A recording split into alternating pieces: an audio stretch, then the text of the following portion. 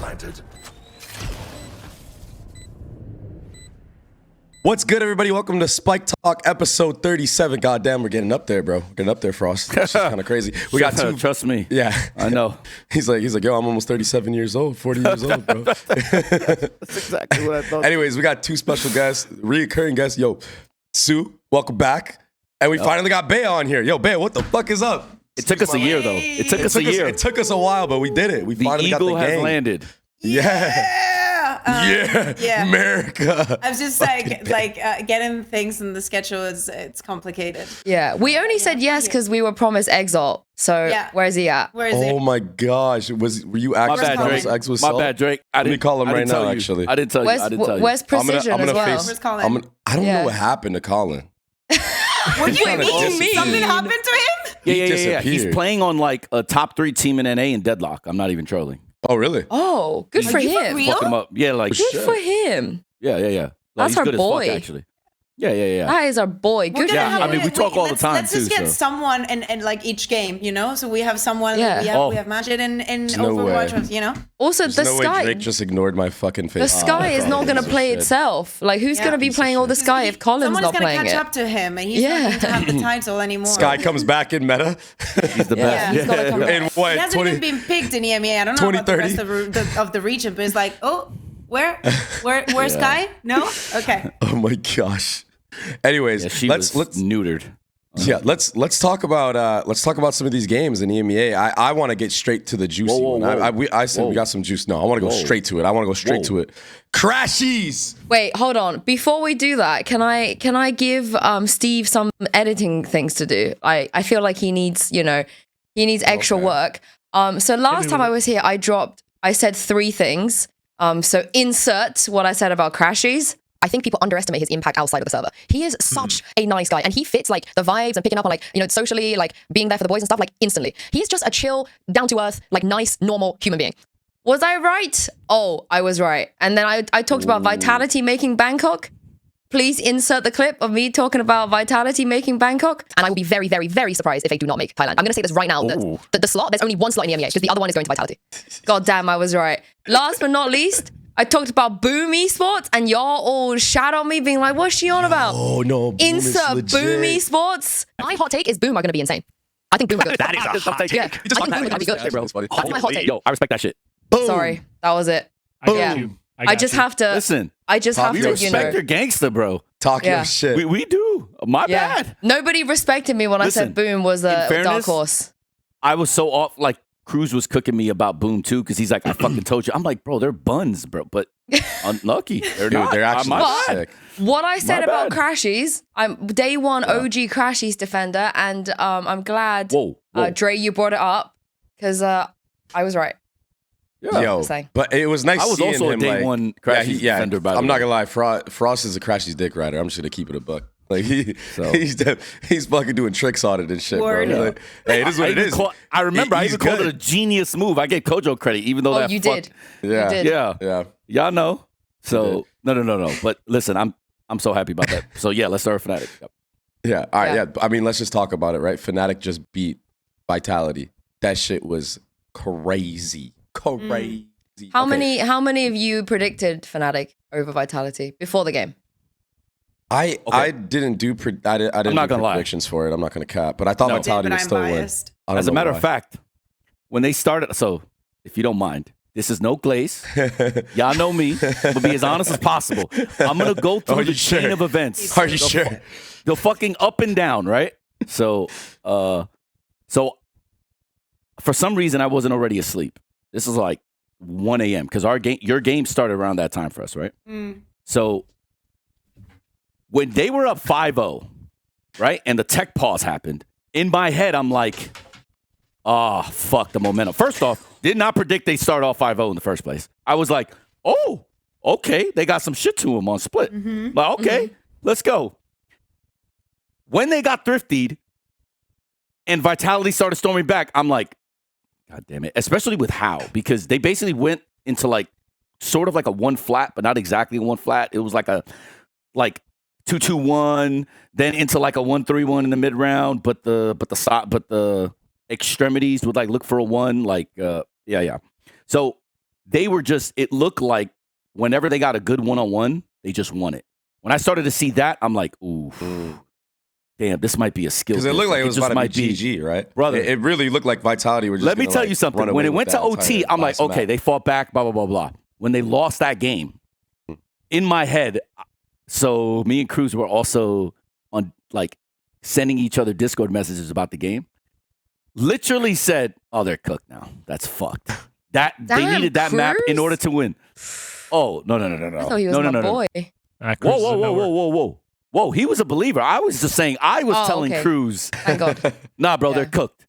Right? And then he's like, nah, they got Lotus. I was like, okay, sure. Okay. Then the FNATIC comp whooped them. And I'm like, okay. Unfortunately, the third map, I did not see that happening the way that it did. What do you mean? That, I think, was the the crazy comeback. Yeah. No. First off, I was over here like, yeah, I knew it. They're kind of cooked. Literally, in my head, the whole time, I'm like, what? Like, who was cooked?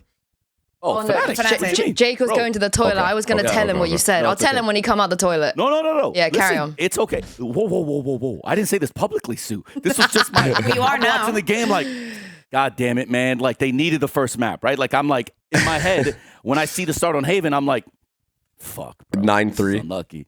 Brother. Yeah. But... What the fuck was that comeback, if there's a team that can come back like this, look what happened. What the fuck was that comeback, We're so used to it. We are I think so that it used is to not it. only the comeback. I think that the circumstances is also like crazy, as you're saying, right? Because when they move on to the attack in Haven, something that has worked for many teams and that you really have to find your foot in is how much to invest onto fighting the sites and how much to work for the retake, and you know how they deal with that. I'm not reinventing the wheel, and you already know of this. But the thing is that when FNATIC goes onto the attack side, I thought that maybe I did not see them like fully winning. I expected maybe to like go to OT and stuff, because especially after seeing the Heretics GIANTX, nothing is certain. It doesn't matter the number that you see on the scoreline.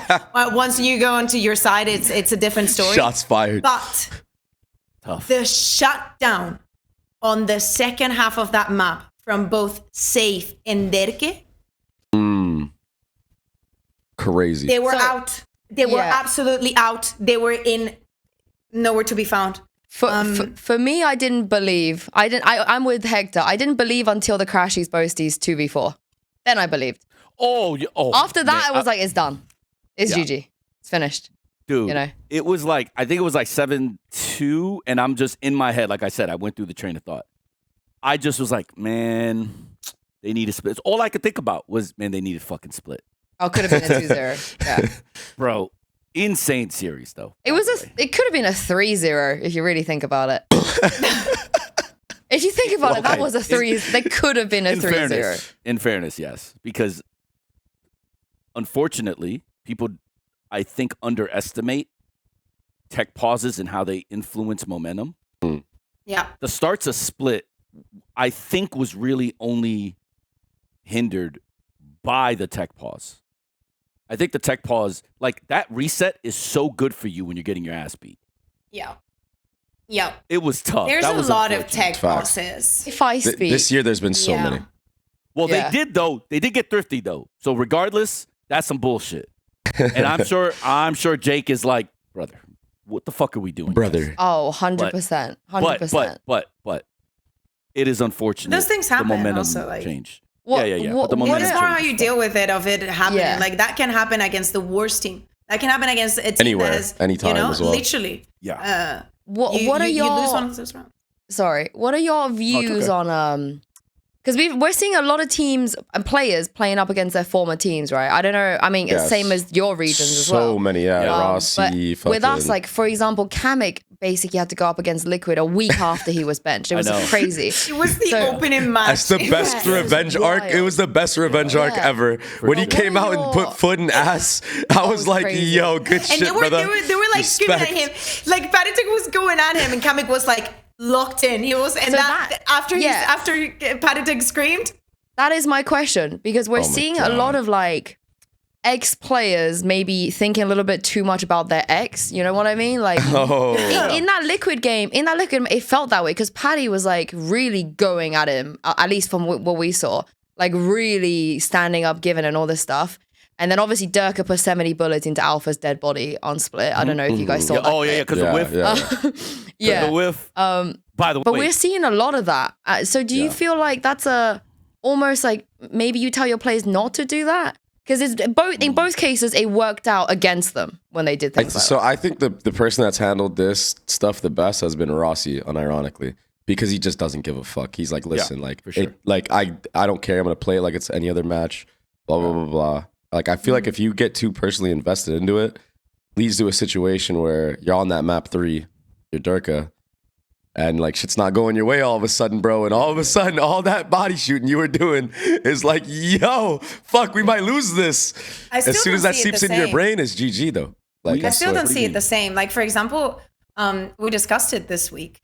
The Derke going up against FNATIC is like a wholesome thing. There was no bad blood. That was very expressive of like this is him. The narrative was that he's getting his revenge for them dropping him or whatnot. It's not a situation where he's been dropped to a team that is worth nothing this year, and I think he just saw it as a new challenge and whatnot. But for the Kamek thing, is the complete opposite. So especially in that situation, it was a little bit weird to look at because it's like you definitely can tell that there was some personal shit going on because otherwise, why is SpikeTalk just screaming at him from the other side? You already got kicked. Like, what? If this is like in a wholesome way of like, I understand. it's just like friendly banter. It did not come off like that. But also, it did not come off like that. I'm glad you mentioned that because I think there's a difference between you kind of like shit talking your ex team and then your ex team shit talking you because like they got rid of you. So why are they shit talking you? Yeah. So I see the difference that you're making there. I think it's more just ego going, I was right, you were wrong, look, that you suck. That's the situation that's going to happen with this next week match of like NRG versus MIBR. That's like, you guys remember the Verno interview is like, he's like, yeah, I've never, what did he say? He's like, I've never heard someone shit talk me after I leave a team or whatever the fuck it was. So that one's going to be like very personal. That one is unlucky. But anyways, we'll get there. I will just say for FNATIC's part, obviously I don't know as many details as some of you about that situation, and it is not my place to even speak on it. Who gives a fuck? Want me to ask? No. Yeah, get him on the broadcast. What did it mean to you to beat Vitality? Even if there's no beef, I know for sure they wanted to win that game. Oh my God, he's not wearing pants. Let's go, baby. Let's go, dude. I know for sure they wanted to win that because you could tell by the player cams.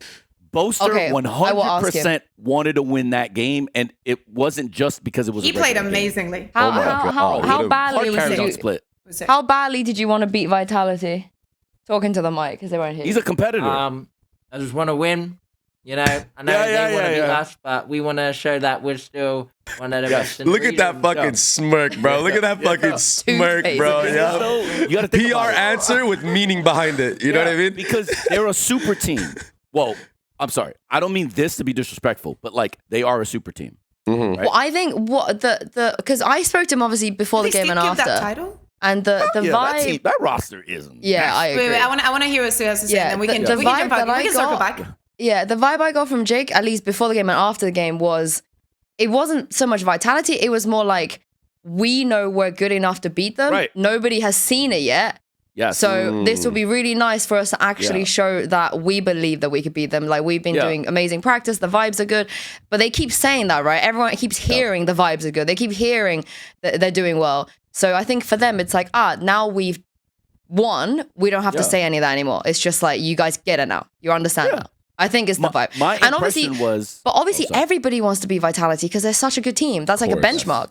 Yeah. Of course. My impression was they're now the underdog and they don't like that. And now it's like, fuck you. That's what it seems... Bro, yes. No, I don't think so. You can see the killer instinct. Maybe for Alpha. I think everybody... Chronicle. Bro, oh, yeah, true. Chronicle was a demon on Haven, yo. Or 6 first kills, 1 first maybe death. I just don't know these people well enough. But body language doctor will say Chronicles camera had more emotion than I'm used to seeing. On the second map, when he was like getting those rounds, what was that's that? How I knew. Defense, I was like, he's so locked in. He's so locked in. He's feeling like there's 10,000 people watching this match in front of him. That's why I think what I think, because I see it from, or I've seen it from previous teams. Like, you know, when like they want to win. I will say tactically now for a second. Haven was interesting to me because Boaster taught us this comp. Yeah, he said. Yeah. So what I thought was really interesting was he had a problem, FNATIC had the same problem that we had this week, where I was pissed the fuck off, by the way, because FNATIC had so many first bloods and still lost. Oh my God, Drake. Sorry, Hector. The Exalt. What up, bro? Can you see them, bro? Yeah. Who is? Oh my God! Now he's reacted. Oh my God, dude. Why is he not here? Why is he not Yeah, here? where are you, bro? Damn. We can add him if he wants. If he wants, he can join. Yo, he Exalt. looks like he's at the gym. Exalt, He's at listen the to me, gym. bro. At the gym. He's at He's the at the fucking gym. beard is weird, If he's dog. not All right, gaming, he's at the gym. That's it, bro. That's it, bro. But Sorry, Hector. Sorry. My bad, No. bro. It's okay. FNATIC had so many first bloods, and I feel like this was our problem. And I don't think it's a comp problem, obviously. But I don't know what the fuck happened to FNATIC with all these first bloods. It felt like, I don't have the stats in front of me, but it felt like every round they had advantage and they blew it. And they blew so many rounds that it basically was like, man, these guys are going to fucking lose like this. And I've had this same problem with my guys. I don't know why. I feel like, on a personal level, this comp is so susceptible to that, to getting 5v4s. However, once your util is gone, if they hold util, you can just counter dump you with this comp. And it seems to work way more, because this is what happened to us. They basically just held their util and then just basically said, yeah, okay, now eat this. So I don't know if you felt that way. And again, I don't have the stats in front of me, but it felt like FNATIC literally probably doubled or tripled the first kills, the first deaths, and still were down like 9-3, I think, or 8-4. Yeah. I know what you mean. I don't think it was as dramatic as how like 3-2 times, but I definitely think you're right check? about. Actually, I'm so curious because it could be instant. On defense, FNATIC had 7 first bloods. Yeah. And they only won 3 rounds. So I mean, but like sometimes, but that stat is sometimes weird because it's like it goes in a conversation. What's a true first blood and shit? Yeah, they also lost all of the pistols except for the very last one. They pretty much lost the new talent special, like the bloody pistols they were losing. I think also the mental is so crucial though, because if I had a penny for every time they've come back. This year alone on Haven, I would have 2 pennies. Yeah. And that's not a lot, but it's... And also, 11-3 comebacks against Loud and against Koi on Bind, and against Na'Vi, it was 11-5 on Haven. And now, they do it so often, and I think it gets to a point where they just don't feel like they're losing. I don't even think they feel like they're losing. Worse than I thought. Oh my God. You want to know the actual numbers? 17-6. Okay, I didn't think it was that bad though. Oh, on Haven? Yeah. That is diabolical. That's talent level shit right now. And this is not a flame to FNATIC. I'm jokingly saying I've experienced the same issue with this comp, and that was 17-6. That means this shit should have been the beatdown of all beatdowns. But that's what I mean. They just don't. I don't even think they ever feel like they're losing. Actually, I don't think I think because of this composition going up against each other, that the numbers can be a little bit tricky because there's so many overwhelming, there's so many 5-man hits that it's not, as Dre was saying, I don't think it's like real first deaths because a lot of it came down to a brawl and players keep pushing CT or whatnot. And I think that with these 2 compositions going up against each other, it might be a little bit of a fraudulent stat in that way. I cannot remember everything because there was a lot of Valorant happening this week. I think it's more egregious that Vitality only got 1 first kill on the defense. That to me is why they lost. Rolled and smoked, doggy. They Like, got straight one up on the defense. Straight up rolled and smoked. That's the same kills that Sayf got on that defense. I'm gonna reel it in now. Let's start with I wanna talk about how do I pronounce his fucking name, dude? CyvOph? You got CyvOph. Or CyvOph. CyvOph? CyvOph. Yo, His this ISO kid was is nice, bro. His ISO He's so on that hater good. was nice. I'm like, but where it did this wasn't kid come from? Like, was this a person that you guys knew about? I know, yeah, I know he fucking. Actually, yeah, because he was on the FNATIC. Because FNATIC had a partnership with the French team last year. Oh. And he was on that French team. So like, so you knew he was gonna be legit then. I didn't know he was going to be this legit, to be fair, because there's only so many people that could be legit when you're this deep into a year, you know? Yeah. Like all of the good players in theory are already on a team. Taken. Yeah. And also like the ambience of it, because you're not joining into a team that is looking for middle of the board. Maybe scrape if we can get to have a lucky run going to an you're thrown international. into the fucking fire. But you're thrown into you're French, and you're going into Vitality, who's been historically one of the most important orgs. He's replacing trexx. Yeah. Replacing trexx into the biggest investment that they've made towards Valorant and the biggest project and everybody, and number one of EMEA going into the first international event. They get back, you're replacing one of the players that has had the longest track record. And so you would think that there will be some pressure. On day one, Yinsu had an interview with him. Guy was chilling. He was vibing. Yeah. He was, like, I would be so freaking nervous of like doing my first interview on stage, going up against this big names and just like with having the people looking at me and being like, he's the new kid on the block. Oh, and you know what's crazy? Just to piggyback off of that real quick, Frost. It's like that with all these new kids. It's so fucked. I'm like, I'm like over here today. I'm like, don't these players like know what being nervous is? Like, what happened to that? Like that was like the edge that veterans had over like the new players coming in was like, oh, he's gonna get nervous. Yeah, he's gonna get nervous. Blah blah blah. And like, dude, everyone like look at the MIBR kids. Like straight up, like Cortezia and then Shenum. Bro, they're like veterans, bro. It's like it's crazy work. Even Primi on his debut. Like, what are we talking about? Bro, I had 22 kills yesterday in last map. His first game, MVP'd. Like, his first series, MVP'd. I was on our academy team. Bro, I was 18 years old. I'm telling you, these new kids are just too nice. Yeah. They're too nice with it. It's ridiculous. I think that's why you could never be back, Jay. Yeah, 100%. Oh. You should come and be an assistant coach in EMEA. Oh. You know, just saying. I mean, Vitality or what? Yo, I think you do a great job. I think you would do good. I try to get him and to you do look good talent next to Faded on the.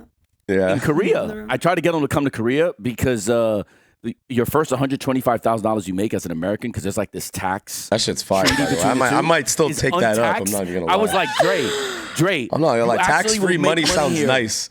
Tax-free money sounds nice. Bro, I was throwing everything out there. I was like, here's some not even that much money couldn't persuade him to come and work with you, Hector. That's crazy.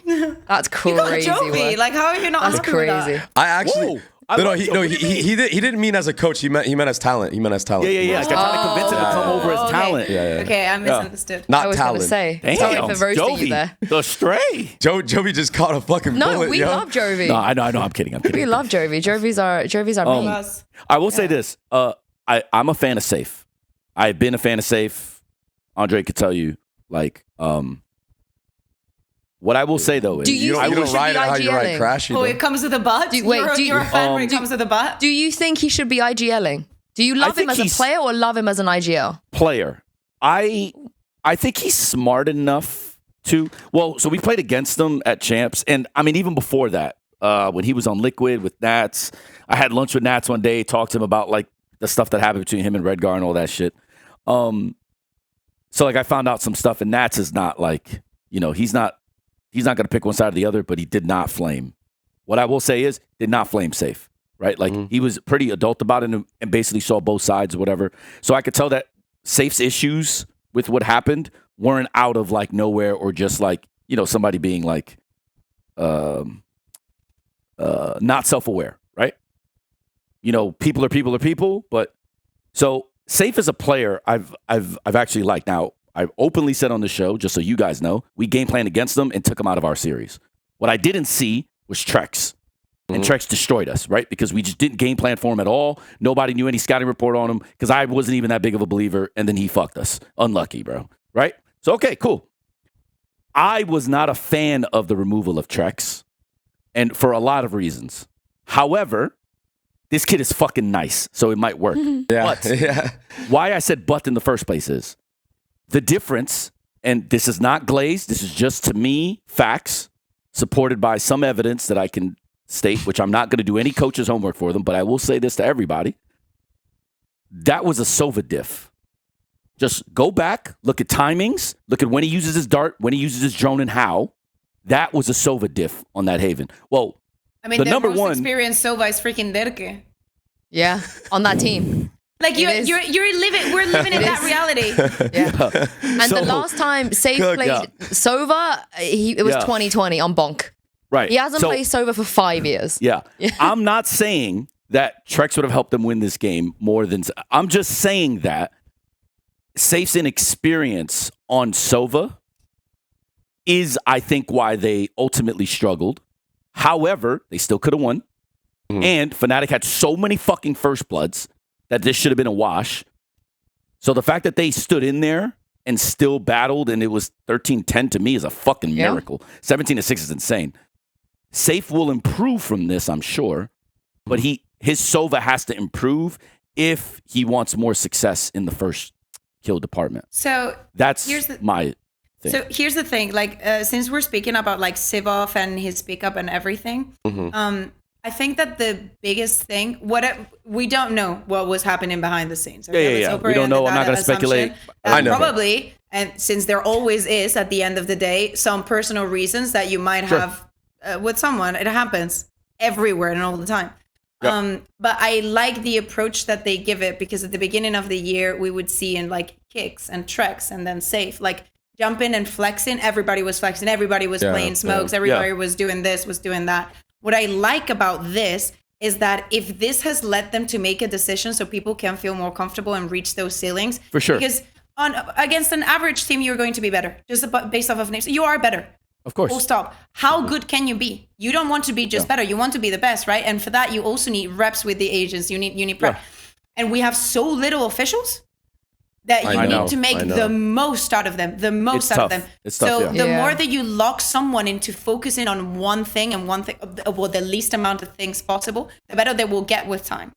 So the thing that I like the most about this pickup, beyond him individually being very good, is that he's locked in on the playing the smokes. Well, not on the Haven, you know. We have that. Yeah.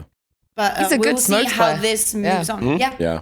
Honestly, for me, the reason I asked about the IGL thing is because the obvious and major storyline and discourse everyone and their mothers ran with after that match was IGL diff. I think everywhere I could see was just gassing up Jake, which was hilarious because after Split, they were coming for his head.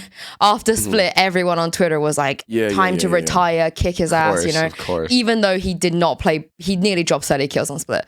But then after Haven, it's like people have goldfish memories, recency bias to the second, and they start just running off with, granted, I'm biased, and I also do feel like Jake called a very, very good attack side. You know, Alpha even talked about it. Of course.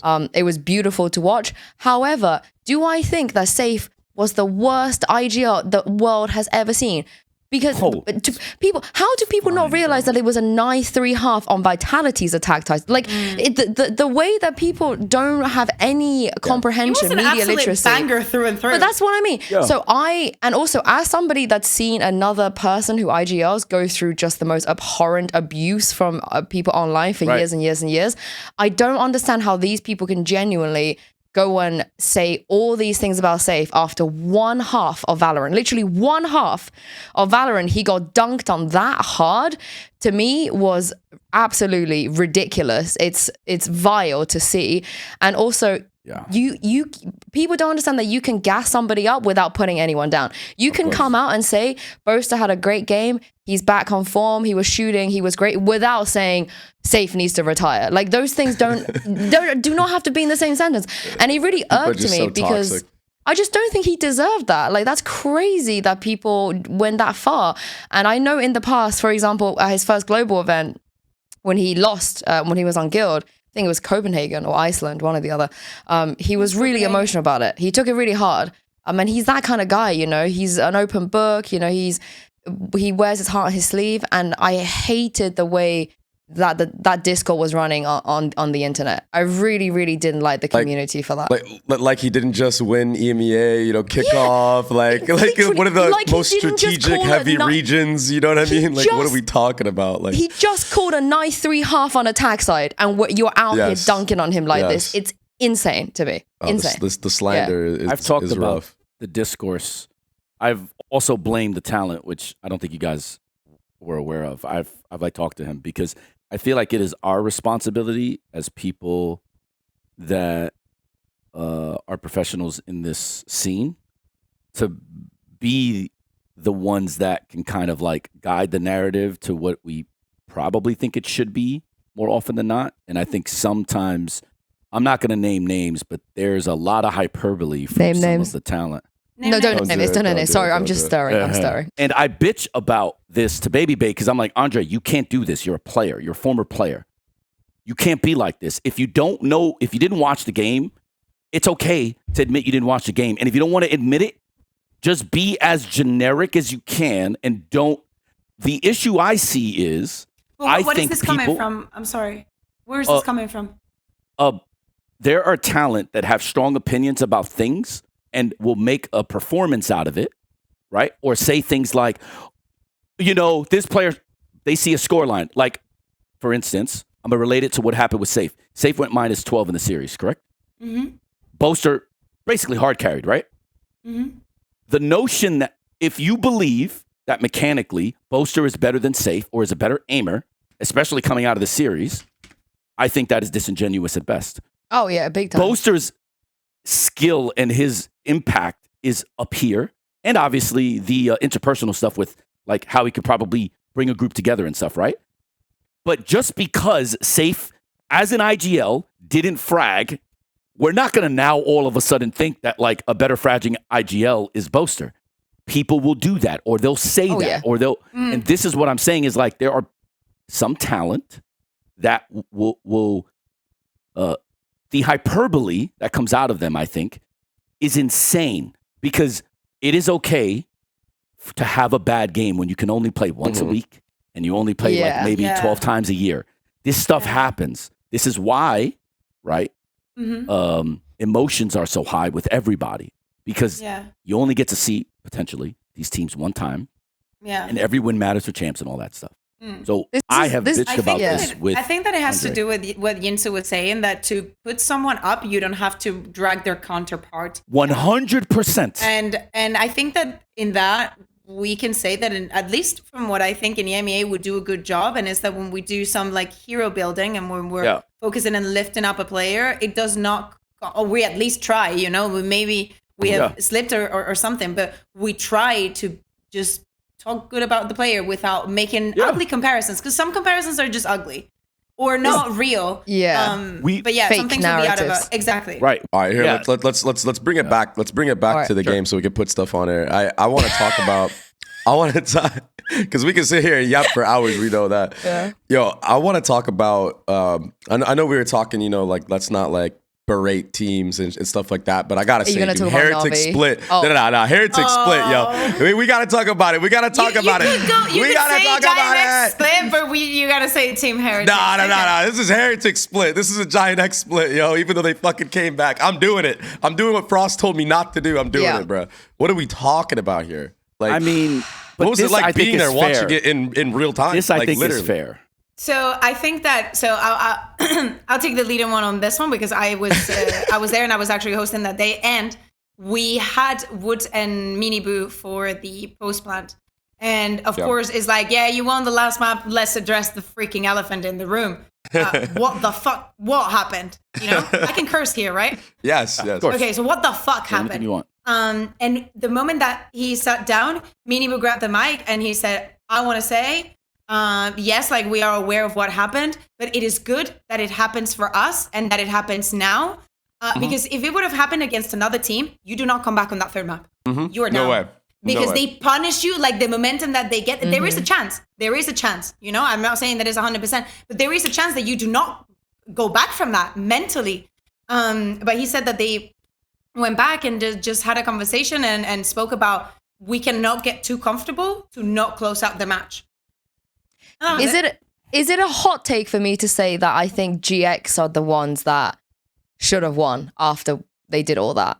After you win that split map, you should have won 100%. I was 100% prepared, 100%. although their Lotus was kind of ass before, but I was really prepared going into that Lotus like, holy shit, GX about to put up a generational upset.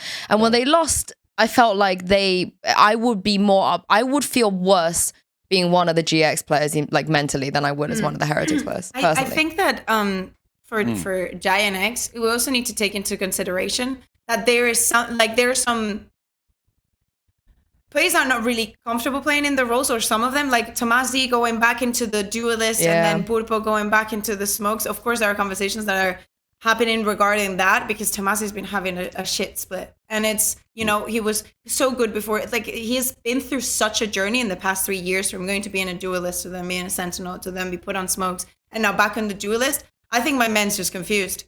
I think that it is too much. Man's just confused. I think that this also brings back to I always think of players as ingredients for a salad. It could be any other food, but I think that salad is the best one to do so. Not because you love cucumber. Cucumber is going to go great with everything. It does. Same goes for It does. I have fucking hate cucumber. I love cucumber. But what about for example, like, I don't whatever. know, strawberries, you know? Some people might not get strawberry in your salad. You like strawberries in your salad? Yeah, and I like mango too, my salad. I like it. I'm and not grapes. gonna lie. So, I'm trying to make a point. You're not helping. No. We get the point. But I think we're just hungry. Like, I've been munching down the whole time. If you put strawberries with, I don't know what's a bad combination. Oh my God. Strawberries with cucumber and you put vinegar on top, it's not going to taste good. Does that mean that vinegar is not good? Does that mean strawberries are not good? No, it just means that they do not go well together. Okay. yeah. I think what Hector's doing is worse. No. Because at least I'm listening to you. Bro. We're not trying to look at you. This is how I have to work. You know this. Listening to me. I'm listening to you and he's saluting on the other side. He's got the horniest camera of all time. Steve, please help me here. He's got the horniest camera. Why is Hector like swearing, like putting his hand on a Bible? Steve, please. Dog days of the internet. It's the motion tracking camera, which So what are you doing down there, Hector? Why is it going down? But if you go too far out of frame, it just freaks out and resets. But then he yanks it back into frame and is probably busting the motor on the thing. So yeah, I am so sorry that I derailed this. However, Kaquka, to your defense with your analogy, I will help you here. Thank you, Hector. Oh, now a man saying it. I'll listen. Yeah. No. I'll make sure to listen. Everybody watching, he's going to repeat what I just said, but he will do it better, and you will agree with it. No, stop mansplaining. What I meant by I help you was I derailed it. So let me get it back on track. Listen, the issue I saw in that had more to do with their comp. In what? Let's talk about it. The changes and the roles, or. No. Split. We're talking about split. On split. Wait. ISO? Who's comp? What are we talking about right now? The ISO comp? Heretics. Yeah, the ISO comp. Trey, what the fuck? They had double duelist on defense going 10 rounds in a row. Okay? Right? Mm-hmm. That is, not supposed to happen. But also, if you look at how ISO was playing, he could have been any other character in the game and done the same thing because the aim diff was just the aim diff is just the aim diff, right? Yeah. So that's just one. What does this have to do with a salad? Yeah. That. He said he was going to improve my analogy. All I was simply saying is that if we're going to say the cucumber or the vinegar is what is Drake eating? Is the comp, the ISO. Bro, what are we doing here? This is derailed. This is getting derailed. Bro, Sue, I think you need to come in and womansplain what he's saying. Can you womansplain what Frost is trying to say right now? No, Hector. So they'll take you more seriously. It could have been any other agent. Okay, I'm an idiot for everything else. A bread bowl. That's a bread bowl? That's what I'm saying. Thank you, Sue. That looks like How am I a supposed potato. to identify that? What is that? That looks terrible. Can you take a bite of your bread bowl to just prove that it's a bowl made of bread? Bread bowl? What? Panera? What? Hold on, I'm actually hot. That's the most Is that American good? shit I've ever seen. It It's is so good. It's very good. God. Is that Hector? Where did Hector go? He said Hector's he fucking took left now. his hoodie off. Can you? Oh, okay. Yeah, You guys pressed him so hard that he had to Damn. take his hoodie off. Oh, He's got to put his hat back on. Shit. Yeah. Okay. So Hector's not used to this. He's not used to getting pressed like this. Yeah, two women Right. at the never. same time. I was gonna say he's never Yeah. talked to two women at the same time before. I mean, I guess not wrong. Okay. So The comp issue. trying to bring it back. Yes. A double duelist comp couldn't do shit on attack. So what does that tell you? That tells you that the comp, first off, wasn't good. Second, it tells you what?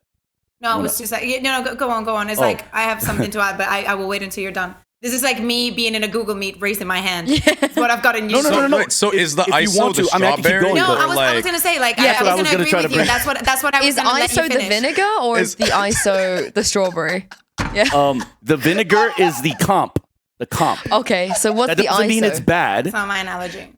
They didn't play. Okay, my bad. I fucked up. I'm an idiot. Who do you want me to tell you? I think my analogy was about the team itself. I as thought I in, could help do not because I think that derailed pound it. for Clearly, I pound- wasn't smart enough to get it back. My bad, bro. The players Alright. are good, but this mix is just not working. Listen, This alright. mix is not working. Hold on. And what I was going to say is that Yeah. I agree. Like, if you're going to play the double duelist, what is it Yes. that you're trying to get from it? Most of the times, it's going to be that explosive, super overwhelming, being able to put Right. everybody in a very difficult situation. With ISO, it doesn't have the mobility to do those things. It doesn't Yes. give you that much leverage to work with. ISO needs, to me, in most cases, he needs like a breach or he needs very specific initiator play to allow him to work. And their comp, Fade? Yeah, it was Or Fade and Yoru. Viper. I feel like if you're running ISO, you kind of need like a Yoru. Yes, but it's because Yoru makes you play front to back because the TP threat is a big problem and it creates this like weird dynamic, right? But they don't have that. So sure, they have Ray Satchel, but Ray Satchel is not the same as an ISO TPing on your flank or like weak side or something. So all I was saying was Heretics got the 10-0 lead, not because of strategy or comp. If you look at the Same. way they played, they're just individually better players. But they Fatal struggled. was cool. The Oh, yeah. fatal with the It was open cool. that With shit the- was cool, Hector. Yeah, That shit Boo was popped off hard. I mean, Boo popped off. Listen, And the POV, it literally looked like we Yeah. pulled the internet freaking plug and nobody was moving. yeah. In fact, the bots in the fucking range moved more Sure. than that. You can win with any comp, especially if you're very talented. All I'm saying is to run double duelists, imagine like a team like DRX now has shifted from Tejo all the way to double duelists on every map. If you look at their attack comps or their attack sides, it is incredible how they've adapted to double duelist. I will say though, Uh-huh. sorry, I'm boiling. okay. I will say Yeah, so am I. I it was think it was so what is the comp that Heretics was running? Let me see. Viper, Raze, Very ISO, interesting. Fade. ISO, So Fade. here's the thing. So in my head, when I first saw that, I thought about how freaking success. Like in this head-to-head between these two teams, Purpo is way. Ay, mira mi sobrino. Look at my nephew. Ay, qué guapo. In this head-to-head, if I'm looking at the winning conditions for GIANTX, if Purpo has one of those days where he's just shooting with the up time and time again and just putting a lot of pressure onto that, that's the winning condition number one. Okay. If I have to invest one of my tools in them putting the ISO and just telling Wood, you go and kill him, you go and challenge that time and time again, I don't see that as being a bad thing. Let's see if it persists on time. I don't think they will. Yeah, I'm just trying to say that if you looked at the game, and it's not that you guys didn't look at the game. I'm saying it from a coach's perspective. My perspective, if you look at the game, what they were doing on defense. I don't think he was not- including Dre in that, by the way. I think it was not just including you and any. I. I'm just Yeah. saying. Carry on. From Coach Cap on. Okay. It's just that what they were doing, they could have done with almost any other comp. However, But that's not on the- why they lost, though. That is not why they lost, in my opinion. What do you mean? I don't think that's why they got comeback on. Whoa. Split. On the Here we wait, go wait, wait. again. On the side, Sue's doing it was the thing. 10-1 on defense with double duelists, and on That's attack, what I'm saying. you I can't win. don't. I honestly think Are you they going to say the same? Sorry, Sue, go on. they could have run the most perfect meta synergized comp of that's ever been, and they still would have got comeback on that map. I don't think it was like you don't know. Because that's how they were. Because that's how they were going to play that way, regardless. Yeah, but nobody. Ain't nobody. I think we're saying the same thing.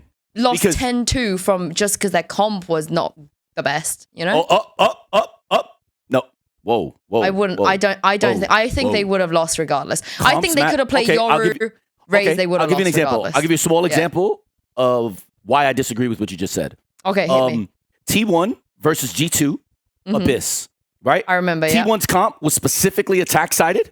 Cruz said on the panel, which, by the way, my boy, because him and me were on the same page, because I watched Party and said the same thing, they're going to lose. They needed more than 8 rounds. Why? Because that comp on defense is dog shit, and G2's comp, much better, more balanced, and T1 had to do one thing, play attack on defense in order to win that game. Their comp was a hard counter to that comp. That's why even with 8 rounds, people said no. So comps matter. That is what. But that's I know I agree that it matters. But also what you just said, I completely agree with, which is there are things that you can do. If it's not a particularly favorable comp on one side, of course, because it's your comp, so you know what your mentioned it, how sick that ult play was. Are. If you have enough of those, but that's rounds, what I'm saying. I think it was so much deeper than that. I think it was way deeper than that. That was the reason that they lost. Because I don't think, like I said, they could have played a different comp. I still think they would have lost just by the way that they were playing. They don't understand how to play attack. And yes, we actually agree. Even though it seemed like we were disagreeing. Yeah. No, yes. I'm trying to just superficially say that their comp was attack-sided and they lost on attack. That tells me there's a problem. Okay, go in, Dre. Go in. I'm about to go in. There's the thing that we can all agree with here is the best EMEA player right now is Florescent, right? Yes. So, like legit. And I mean, like, let's just say it is pretty fucking good. She's getting griefed. Yeah. I freaking love the governor clip where he comes to says, "Can somebody help her?" Like in the middle that of was the actually game. Legendary. That was actually legendary. In the middle of the game, he was like, "Can somebody get him some help for the love of God?" It looks like I love Gov. Yeah, Gov is great. But Gov being here is good for Floor, like because I think they get along. You can already see nice. it. Yeah. I won't say too much. I'll just say to your point about Governor, you can feel the impact. You can see it. And other people see it, and I thought that was interesting. I will just say this. I know it seems like Floor is being wasted. I will just tell you guys this. Just go look. They're 6-6 going into the second half in almost every game. Yeah. Yeah. Their games are so close. The team is not far. I know Governor's Clip's hilarious. He's like that. He's actually a good energy, good sort of like environment guy, which is going to be like, I think, his best asset to that team. Especially because Europeans, notably throughout history, especially in CS, were very uptight. It's good to have somebody that can crack jokes, loosen the air. You're seeing it probably with Austin on FNATIC. Oh, I love Austin. Yeah, people like that are good for your team. Yeah, I agree. I will admit, and I even said this to Governor. Yes, I even said this to Governor. You need to figure out these second fucking halves, bro. Figure this shit out. Right? That is true. But for a team that just made a roster change to be close in every series and basically 6-6 going into second halves, you can't look at this and say it's a failure. No, I don't think so at all. That's facts. No, I don't think so at all. You're the only one saying that. It's just fucking hard to win in this league. It is, but also having so many close matches. Yeah, I know it's like a meme. It's almost like a meme, like Floor's getting griefed. It's not. Again, I'm gonna circle back to it's not about putting her teammates down. It's just she's so good. She is just so good, you know. Like when she's that good, you are gonna feel the contrast. You know, you are gonna feel a little bit of in your head, like, oh gosh, imagine if she was, imagine if Floor was on Vitality. Like, would she be still that good, and how much better could she be? Yes. So I think that's probably what I mean when I say she's getting griefed. I would rather people blame every other team in the league for not picking her up than say 100%. She's getting griefed. I 100% do. I think it's hard to say you're getting grief when you're that competitive. You're just losing. Yeah, that's a bad phrasing from me. I agree. But same thing like what happened to GIANTX when they had Redgar. The amount of close series that they lost and their record was like 0-5. It was like, guys, are you watching? Because this team could easily have won all games, and you guys would have thought they were the best team in the EMEA. I mean, they threw like 7 5v2s. It keeps happening. No. A year Fair. later, so. Fair, but I'm just saying, I understand what you're saying, Hector, and I rational. Agree. And I agree. And it also says a lot about a team that a player can look that good. Yeah. You know, because you're not alone in the fucking server. You're not at all. We've had this conversation. You can't 1v5 in Valorant anymore. No. There's no way. What I will say is, like, we had Kiko on the desk, and Kiko just said, oh, the way that you could counter Floor is you just have to sit there and wait 10 seconds when the barriers come down and make sure you don't die to her. And I think we saw some of that game plan come to life with some of the teams that play against Apex, you know? I mean, she's so the same young. Could be said about Buzz on DRX last year. Yeah, but they were she's so execute young. heavy. It was like, no, I know. She's going to get better. But that's what I mean. Like, once she gets experience, once she learns a few more things, she's literally going to be the best player in the world. I don't know why people haven't admitted that to themselves yet, which is crazy. That op ace was fucking ungodly. Okay, in fairness, that op ace was a fucking grief. But, oh my God, Hector, shut the fuck up. But you still we're talking about not putting all the people down, and we're talking about I'm not putting him down. We're just I'm not putting him gassing her down. up, being like she's going to be the absolute fucking it best. should have just never wait and happened see, and that you're way. like, well, actually, the other team was griefing. No, so, coach cap on. Can't do that. No. That was an abomination. Of course, you got to be good enough to hit the clip. This is not about Floor. Oh my God, but this is not about Floor. Insane though. That's the best clip of a op I think I've ever seen. Yeah, it was insane. I've always said this to people. She was schmeeging. She really was. I've always said this to people that are competitors. When your enemy makes a mistake, never interrupt them. Floor did her job. Floor did her job. I like that. I really like that. However, these mistakes are criminal. This is a criminal offense what they did on that clip. And I know we're laughing, but I know you guys know what I'm talking about. That was insane work. That should never have happened. It looks good. She's going to have that clip forever. Counterpoint. Okay. They could have griefed equally as hard like that against many other players, and that player on the other side wouldn't have gotten that ace. That's my counterpoint. That's what Frost said, though. You still got to be good enough to hit the clip. Whoa. You still got to be good enough to hit the clip. Are we going to... Trey knows what he's talking about, trust me. Okay, yes. But I'm sure we can name at least one person on almost every top 4 team in every region. Oh, shit is expected to hit that. One player in every top 4. I don't think so. I disagree. Oh, okay. Now I don't that's think unfair. So. That is unfair. I think she got like 5 one-on-ones. Okay, I would expect the only other player I can see in EMEA to hit that is Durke. That's it. Because it's also with the op, like with the op. Yes, EMEA doesn't have great operas. I agree, but welcome to Pacific. Okay, Kong would have hit that. Yeah, that's what I was gonna say. I think Kong would have hit that. Texture, and that might just be I know the meme is he can't ace. Great operas can hit that. I think maybe Yay. Because Ye's aim style isn't what that. It's not fast enough with. It's not a quick flicky style. If you look at the Buzz is somebody who does stuff like what Floor did. I'm not just backside of top 5 uppers in each region. Because, for example, like in EMEA, Kayak, I don't think would have hit that. I don't think Koalanub would have hit that. I'm thinking about the people that I haven't watched him enough. I don't know. Play a lot of op. Do you know what Boasties could have hit that? I reckon. No, I'm kidding. Wait, can we actually do this? Can we do top 5 operas in each region, and then we'll I mean, I can. Do you want me to go on? I mean, run it back? let's start with NA. Let's start with NA just to go from left to right. Yeah. Cryo, Zekken, Aspas have to be there. Cryo, Aspas for sure. Zekken. Should we put them in order, or should we just say a top 5? No. It's gonna take too long to order. Let's just go top 5. Zach, I don't know if I want to put Zekken in there yet. I wouldn't put Zach in there. Surely Zekken is in there. I don't. No, Zach's value is that he's very good on both weapons. A lot of people are not as proficient with both, but you're talking only proficiency with the weapon, right? Okay. Yes. So Cryo and Cryo, Aspas for sure. I think Dogemo. Oh, I don't think he wins. No, not on the op. On the op, I mean, he's good. Remember.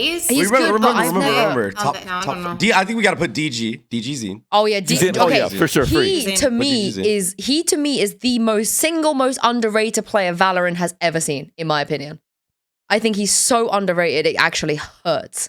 It physically hurts me. That to Frost. The Frost hates this guy. No, I'm I know kidding. you hate this guy, but Frost doesn't hate DG. got He his doesn't hate eyes. DG. But ain't I'm nobody- stirring eyes. shit. ain't I'm stirring nobody shit. ever talks Okay, about how fucking I'm good gonna- he is. Okay, yes. Actually DG, insane. incredibly talented, and I'm going to keep repeating this, and I don't give a fuck if Brazilian fans get mad. You can keep this in, by the way. God. The problem with DG Zin is up here. It has nothing to do Oh yeah, you coached him. with his I physical forgot about abilities. this. Yes, it's up here. Yeah. Some people don't want to do the things it takes to win, right? And in some ways, I have no problem saying this. I'm dealing with that, even on my own team with Premi.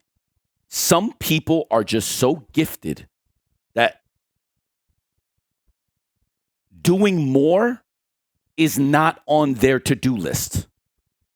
Gaining a new skill. Why do I need to gain a new skill? If I do this, I just kill everybody. What are you talking about?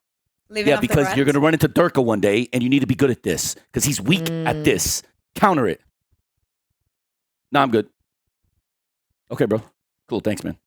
Like, so this is what I'm saying. So this is my issue with DG Zin, and I've had players like this This before. internal monologue process is so funny, It's just, yo. I swear to it's because they don't know what they don't know, but they think they know everything.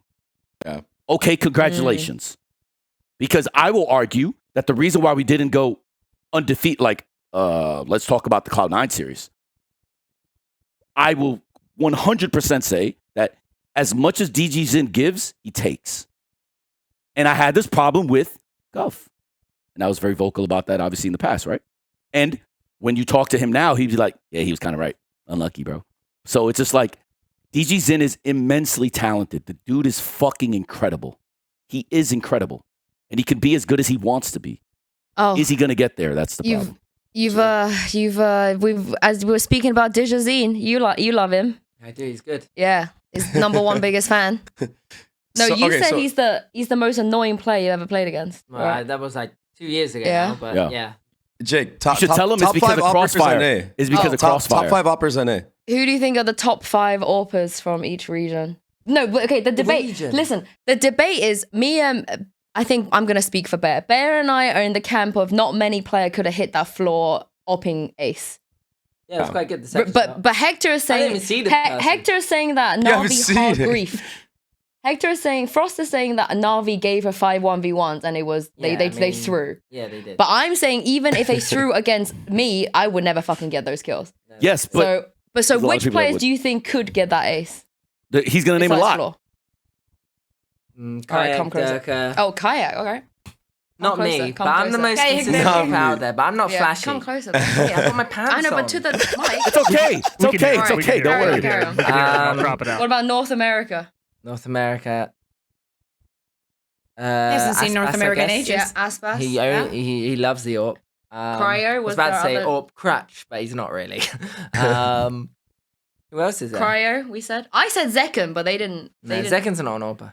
See. Crow is better with the. I'm trying to remember NA people. Maybe that Mada kid can do it. Mata, yeah, I can see Mata? Mata doing Mata, it. I can see Mata absolutely. doing it, I was yeah. going to get there, but When I like we saw him Mata play. doing stuff. Okay, what about Pacific? Pacific Forsaken.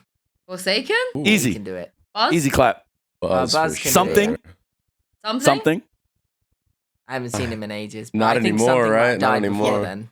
Yeah. Something might have died. He would have died after the third one, I guess. Back in the day. Kong Kong is the he was- obvious He was choice. dashing in my face with a shorty. Yeah. And with an AWP. Kong Kong's Buzz. the obvious choice for me. Buzz Oh, yeah. Kong Kong Texture. hits that. Kong Kong definitely hits that. Yeah, Kong Kong can hit that. Yeah. He can hit that. What about Dre back on FaZe? Honestly, Oh, Dre, 100%.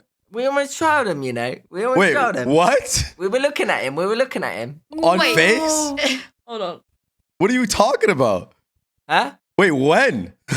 He said when? Oh, no, we didn't Let him message put you. his in-ears in. We didn't message Oh you, my but we had our eye god, you're on you. breaking his On heart FaZe? now, Jake, because now he's Yeah, like when the you're on FaZe. opportunity that he didn't know he was gonna have. So, Instead of who? so I missed out on Instead of who? Optic and I missed out on No, but Fnatic, bro. we now I didn't- really want to you go could have been crawl in a hole. naked, Dre. You Wait, could but have been. I could have been naked. Ye and Dirk. Well, we didn't.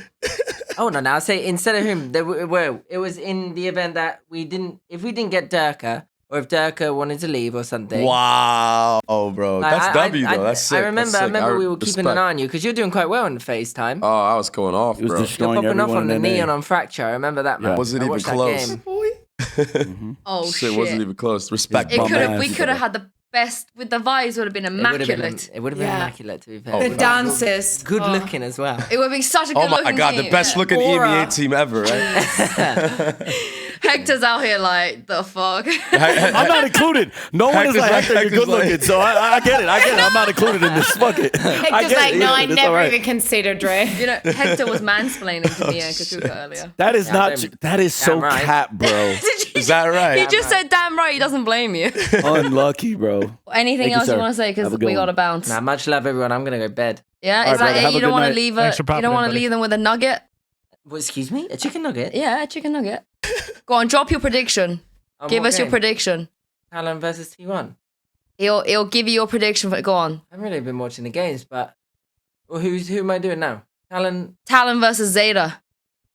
Oh, There's no way you lose against Oh, Zeta. by the way, time out. you should win that one. How about you just do the very low hanging fruit prediction of G2 versus Leviathan? G2, I guess. Yeah. Wait. Oh, that was MIBR NRG. Yeah, MIBR that's the MIBR real NRG. one. Yes. MIBR, I guess. Ooh. Because it's the Verno against NRG. Oh, yeah. Yeah. That guy's he's got such personality, doesn't he? I saw the desk bit. That was quite funny. Oh, God. Vitality Heretics, go. Oh, Vitality Heretics. Oh, Vitality. I think Heretics can win, but I don't know. He says that because he just won against Vitality, so to him, he's just like, yeah, we'll already beat them. They're defeatable. The problem is he's got too many friends. Because he's got because Benji Fishy's coming to our Pokemon card unboxing. Durka will play better against Heretics. So there's Florescent or FNATIC? that. Florescent or FNATIC. Yeah, you're playing Apex. I should hope us. The vibes are immaculate. Yeah, but we all love Floor. She's got 3 friends on FNATIC. I mean, How fucking dare you predict against Floor for your own self? outrageous. Wow. I better win, otherwise Saturday's gonna be so. Wait, low-key. All right, last one. Look, actually, the last one. Boom or DRX? This is actually gonna DRX. be. Damn. All right. I'm gonna go I'm going Boom. I don't know. I'm just a Boom fanboy now. Straight up. Double duelists everywhere. So they've completely transitioned to double duelists outside of the Tejo thing.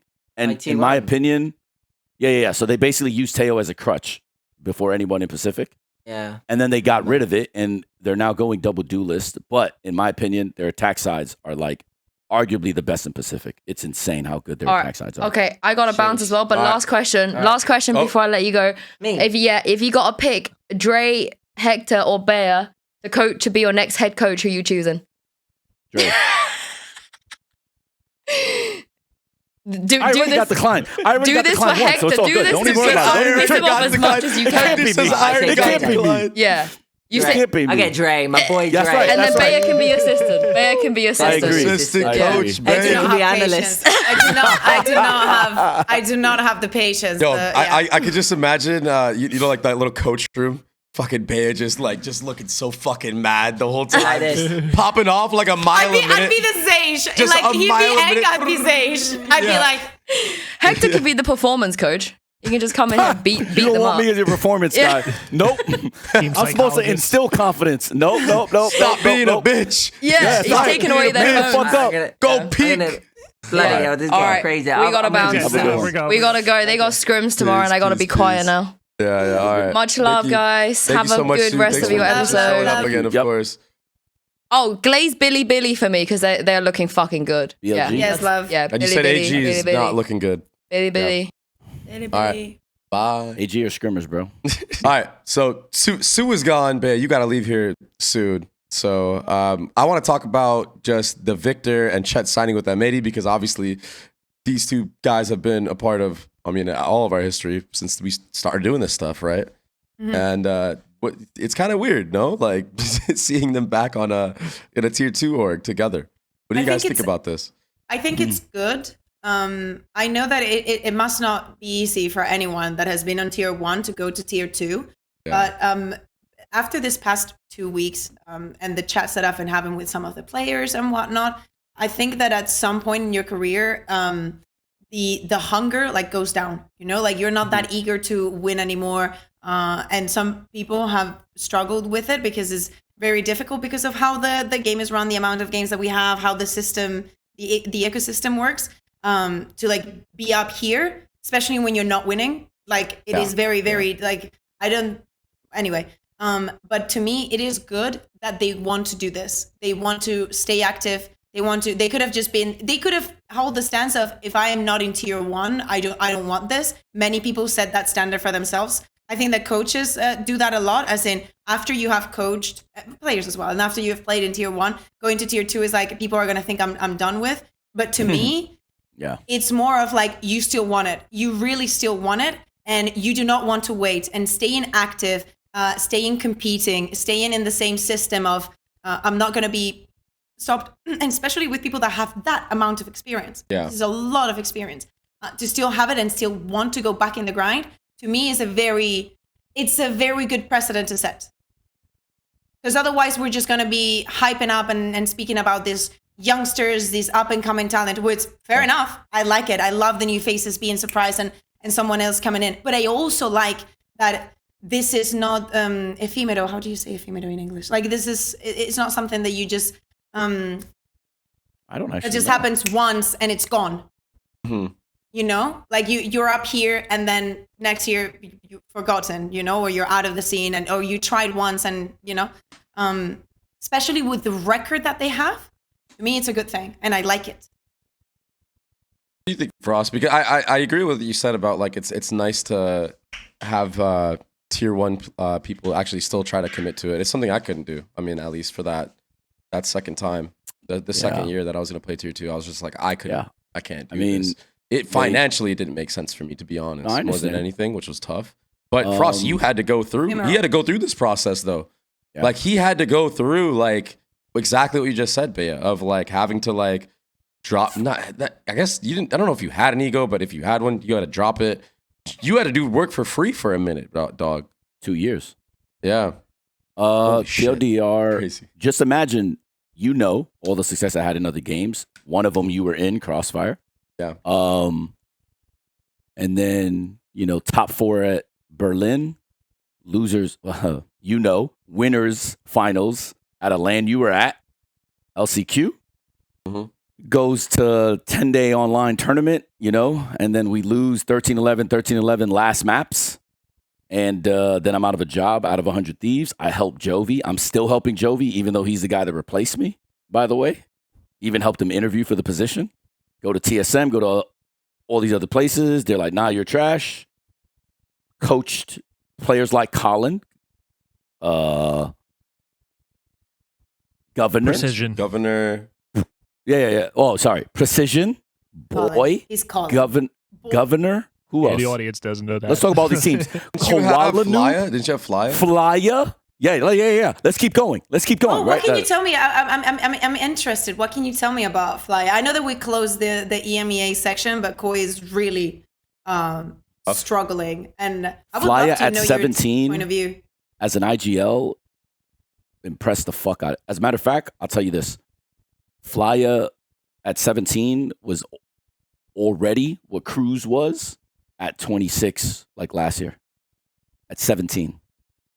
That's good. I know they're not. I don't In know. what smart. sense? What do you think makes him outstanding? He's smart. He's very smart. Intelligent. He's very smart. Can retain a lot of information, open to ideas, flexible, strong in his conviction and opinions, which is good from an IGL. So he'll push back. He's not just going to be like, yeah, this is good, even if he doesn't think so. Yeah. Good leader, or it seems like he was a good leader with us. I don't know about. I haven't been around him long enough. I'm not even saying he's not a good leader. I'm just saying, like, to me, he had good leadership, good teammate because he accepted other people's ideas, and good aim, like, super solid. So, like, he was like another Valen to me, really. And look at the success that Valen had with a good coach and these other stuff. But I'll just say that. So I had all these players, and I was just coaching them for free, still doing my other things, helping a lot of people in the scene. People don't even know this too. The amount of teams I help. My relationship with Redgar and Nats helped because when they were on M3C, I was VOD reviewing for them with them, their own games, like during like the struggles that they had, like on Ascend and other maps. I could keep going about players, and then I finally get back on, or I come to Pacific. I see Governor is still in Tier 2 Siberia, even though he's doing very well, and I say, I'm going to give you a chance. Out of all the other players, I was like, I'm going to give you a chance because you have what I need. Exceptional Neon. You can play every agent. Here's what I'm about to do this year. So I took a chance even with my career, bringing him all the way over. and saying, yo, like, let's do this. I've never had the type of ego where like I have world championships in other games, which people conveniently don't do the research on when it comes to me, right? They think I'm just a Valorant guy, not even realizing Valorant is like anyways. I never had that ego. Other people have. Like I thought, so I will say this, and this has nothing to do with Chet personally. I'm happy he's back. I think he's going to do well with them and Victor. But the whole chicken nugget argument between him and Bonkar, to me, is a sign of the problem I always had with Valorant and why I think a lot of people don't like me and shouldn't like me, actually, in Valorant. Wow. Because I'm older, and also I don't have this mentality. So I will check it and call it, right? The reason I brought Jovi over is because Jovi's a nicer, more patient human than me. So I said, Jovi, bad cop, good cop, right? I at least have the self-awareness to know I'm getting fucking tired of these goddamn throws. You need to fucking talk sense into them, bro. I need you to just fucking be fucking Buddha here because I'm about to fucking get pissed, basically, right? Right? So this is, I think... we lost Dre. We forgot about Dre, actually. I watched his signal drop, and I think his internet was going fucky on him. Yeah, no, it's okay. But yeah, so the TLDR is... He come back, give it a beat. I never had this issue because as a human, I don't have this issue. I don't even take myself that seriously. The difference is I'm confident enough in me that I will clap back. Like I'm not soft. And I think that is where a lot of the issues with me come in because I will check you. And much to Jovi, so Jovi's had this conversation with me personally, which I know he won't mind or share, but you guys can also ask him, or like anyone on Twitter could ask him too. Because he always says, Hector, like, you know how to play the politics, but you need to do it more because it hurts you. Because Jovi just seemingly seems to be the one that always replaces me, right? And I tell him, I'm like, yeah, but so I understand that self-preservation is important, but money has never been an influence. I grew up poor. So money, you're not going to buy me with money because I know what it's like to be fucking poor. And I'm not scared of that because you know me very well, Andre. I don't have expensive tastes. You don't see me walking around with Rolexes or flaunting Rolexes talking about chicken nugget salaries. I've openly admitted I took a fucking discount to come to Talon. And this is the least I've been paid in almost a decade, right? Like, I will openly say this. Because it is the truth. And I have no problem saying the truth because, even though Termy wants to question how I was raised, my mother did a very good job with me in that sense. I don't look down upon you because I make more than you or because I have more world titles than you, right? Andre knows. I take his opinions very seriously. If he says, yo, I think your team should do this, I don't go, bitch, I got 4 world titles. What the fuck are you talking about? I don't ever. I take advice from anyone that can give it if they've gone through something that I haven't, especially. So I think it is always in your best interest. I also think it's good to like listen to everyone. Like even if you think, I think that we've all have been in different environments and working with different people, and some people are dumbos. Like some people, like you're literally going on against, and even a broken clock is right twice a day. Yeah. Yeah. So it's very good to like listen. Most of the time, like most of the times you're gonna be pissed off, being like, "What the fuck are you even saying?" But sometimes you're gonna be like, "Oh, that's actually a very, yeah, okay, yeah." So I like that. But Hector, I think that you also understand that not everybody's the same, and that especially younger people, because of the times have been different in which. Like esports and how they've been raised and the people that they've been looking up to, not as in they're bad, no, but I think that now there's more people focused on what you make, like the priorities are just set differently. Set differently, and I think that does affect a lot of the hunger, because by what you're saying, you always wanted to compete, like you just wanted to fucking compete. That's it. And some people lose that, and that is also fine. Like just because you like competing 3 years ago doesn't mean that now is going to stick with you. That is also fine. But it is good that people are willing to make sacrifices also in order to keep competing and pursuing their dreams. And people are not most of the time because of ego. And I just will also admit that intellectually, I know I'm intelligent, so I could do other things. But the truth is, one of the best advice I've been given, and it wasn't by a person, it was by an experience. My parents have always hated what they did. They always hated their jobs. They always hated these things, right? But they did it for like me, my sister, like, you know, that stuff. So I value, or I really, I think sometimes overly valued doing the things that I'm passionate about over money. And a lot of it came from the mentality of growing up. You know, I came from South Bronx in New York City, Castle Hill projects. I grew up in the projects. Like, I'm not this esports guy. I grew up in like Section 8 housing. Oh, okay. Like favela, said, No, Brazil. because I know, I'm trolling. I'm trolling. But I just like, Like the projects. Like if you ever saw the show The Wire, that's where I grew up basically, just not in Baltimore. Great show, by the way. Yeah, government. Everybody keeps saying that. Like I was talking to Meanie yesterday and he was like, oh yeah, I'm just watching an episode of The Wire. And I was it's kind of like you hear it once and it comes up everywhere. So The Wire is one of the best shows. It's one of the best shows ever. What is it about? It's made by it's made by a guy named David Simon, which it basically shows sort of like the war on drugs in a different way, how it affects like the people at the bottom, how it affects the drug dealers, how it affects the cops, how it affects the politicians, how it affects like government policy, and how it all is intertwined. And it goes through like I think it's like 6 or 7 seasons, but it goes through like each season talks about one of those arcs the most. So how like the war on drugs will affect the politician, and how the politician is able to use these circumstances to either like bolster or to get rid of someone. You know, like it's like that. But in each season is like very detailed in how it affects the circle of life. And basically, since it's come out like 20 something years ago, I'm just going to tell you why people like it so much. The ending of the series is basically it's starting over with a whole new crop of people. And it's showing you that like it's just a cycle. Exactly. It's a never-ending perpetual cycle. And I'm not going to watch it because it sounds like a show that is going to make me extremely mad. The churn. I'm going to be like... Right.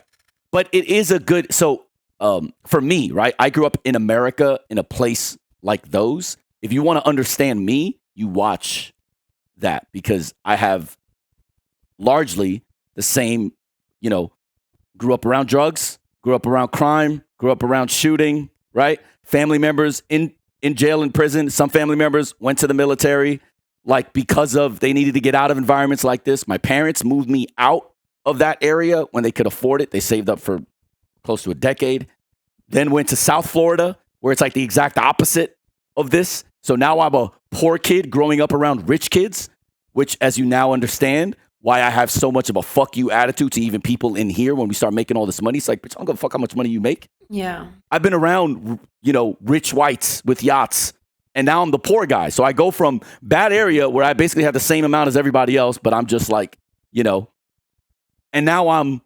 lower on the totem pole now. Even though I grew up as an equal, now I grew up as a, like, sorry, not grew up, but from 14 on, now I'm just a poor kid. Unlucky around rich kids, right? So, and you'll appreciate this the most. This is when I learned about, so I didn't really experience like the racism in the Latin American community because in New York City, you don't have that because we're all poor. So we all help each other. Then you grow up around rich Venezuelans that are in white areas. And then you go, yo, I'm Puerto Rican from the Caribbean. And then they go, oh, nah, we can't fuck with you. So then it's like, whoa, what are you talking about? What do you mean? And again, and you know this from Spain. I mean, no disrespect. You're not like that. You've never given me any. But you know that your country is known for being you and Argentina are known for being the toughest in that way.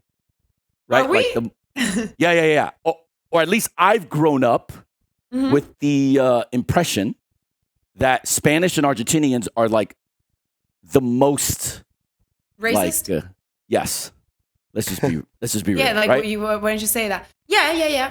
I can see that. I can see that. Yeah, but I can see that. Again, I learned all this when I'm like 14 on. So I grew up in an entirely different frame of mind and mindset. So the whole like, I don't give a fuck where you're from.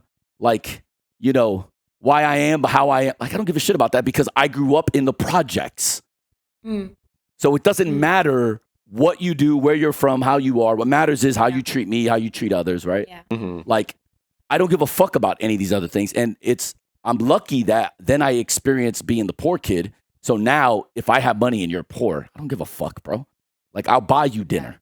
Like, I'll pay. I make more money, right? So it's like, so that's where that comes from. So that fuck you shit that I'm about is simply because now in esports, now I'm older. Now I'm the one with the experience. Now I'm the one with the world titles. I'm not going to be like that. Oh, you're crossing a line? Now the New York City comes out.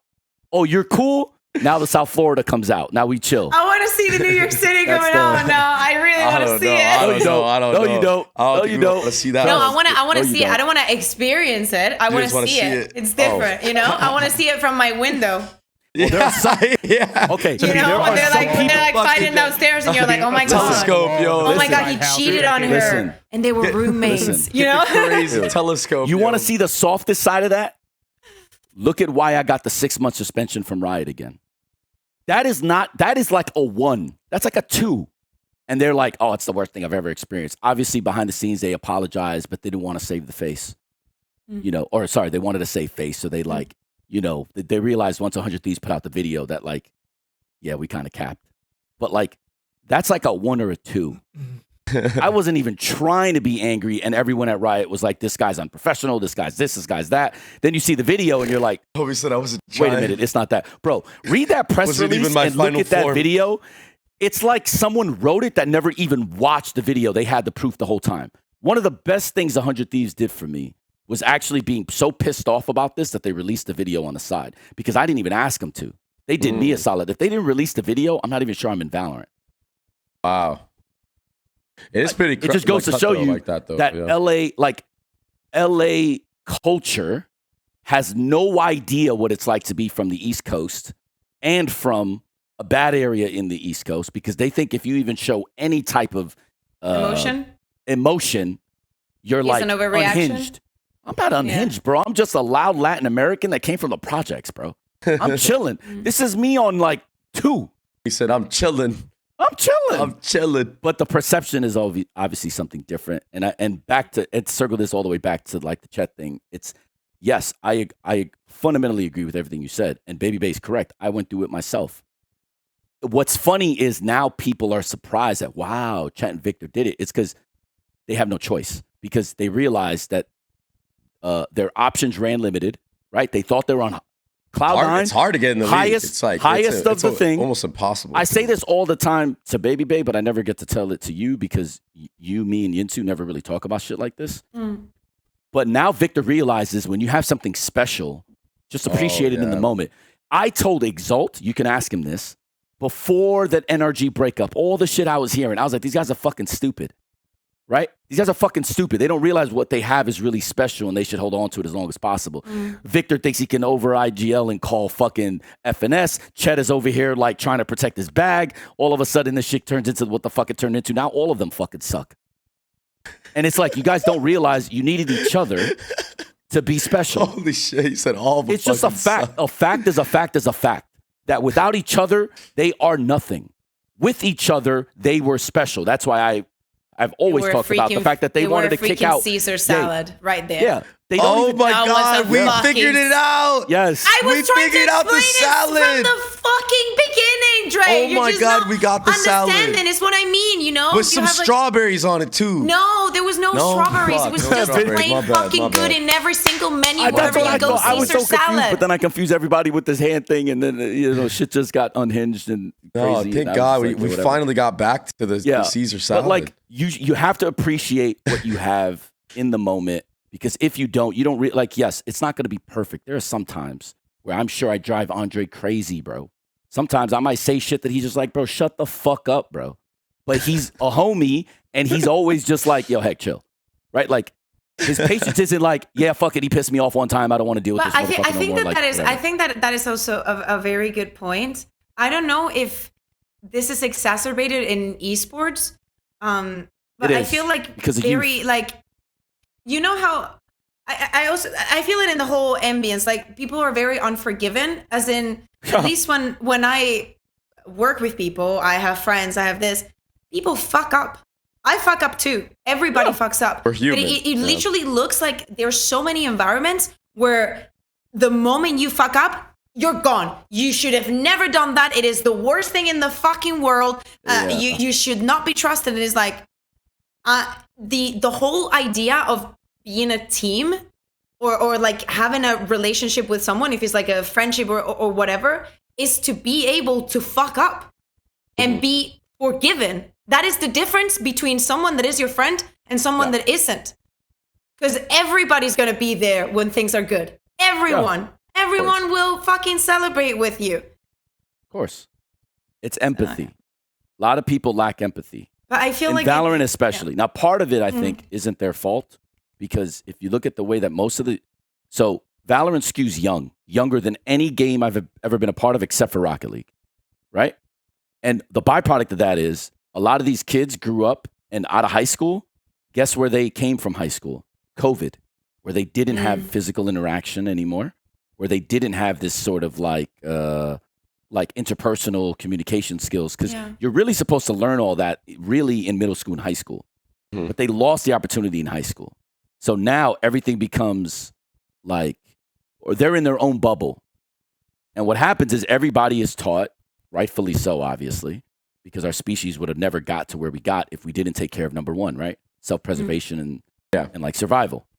So now you have people that don't have the interpersonal skills, that never developed empathy, that don't really have sort of like human connection like this. Now in a position where they have power and money, because orgs don't want to lose the face of their franchise, right? So what do? They prioritize, this guy brings in 10K streamers or 5K streamers, even if in reality he might not have the adequacy to make these decisions, right? They go, who do you want to play with? What coach do you want? What is this and that? Oh, this guy's hard on you. You don't like him. Oh, he doesn't help you. He doesn't do anything. They don't vet it.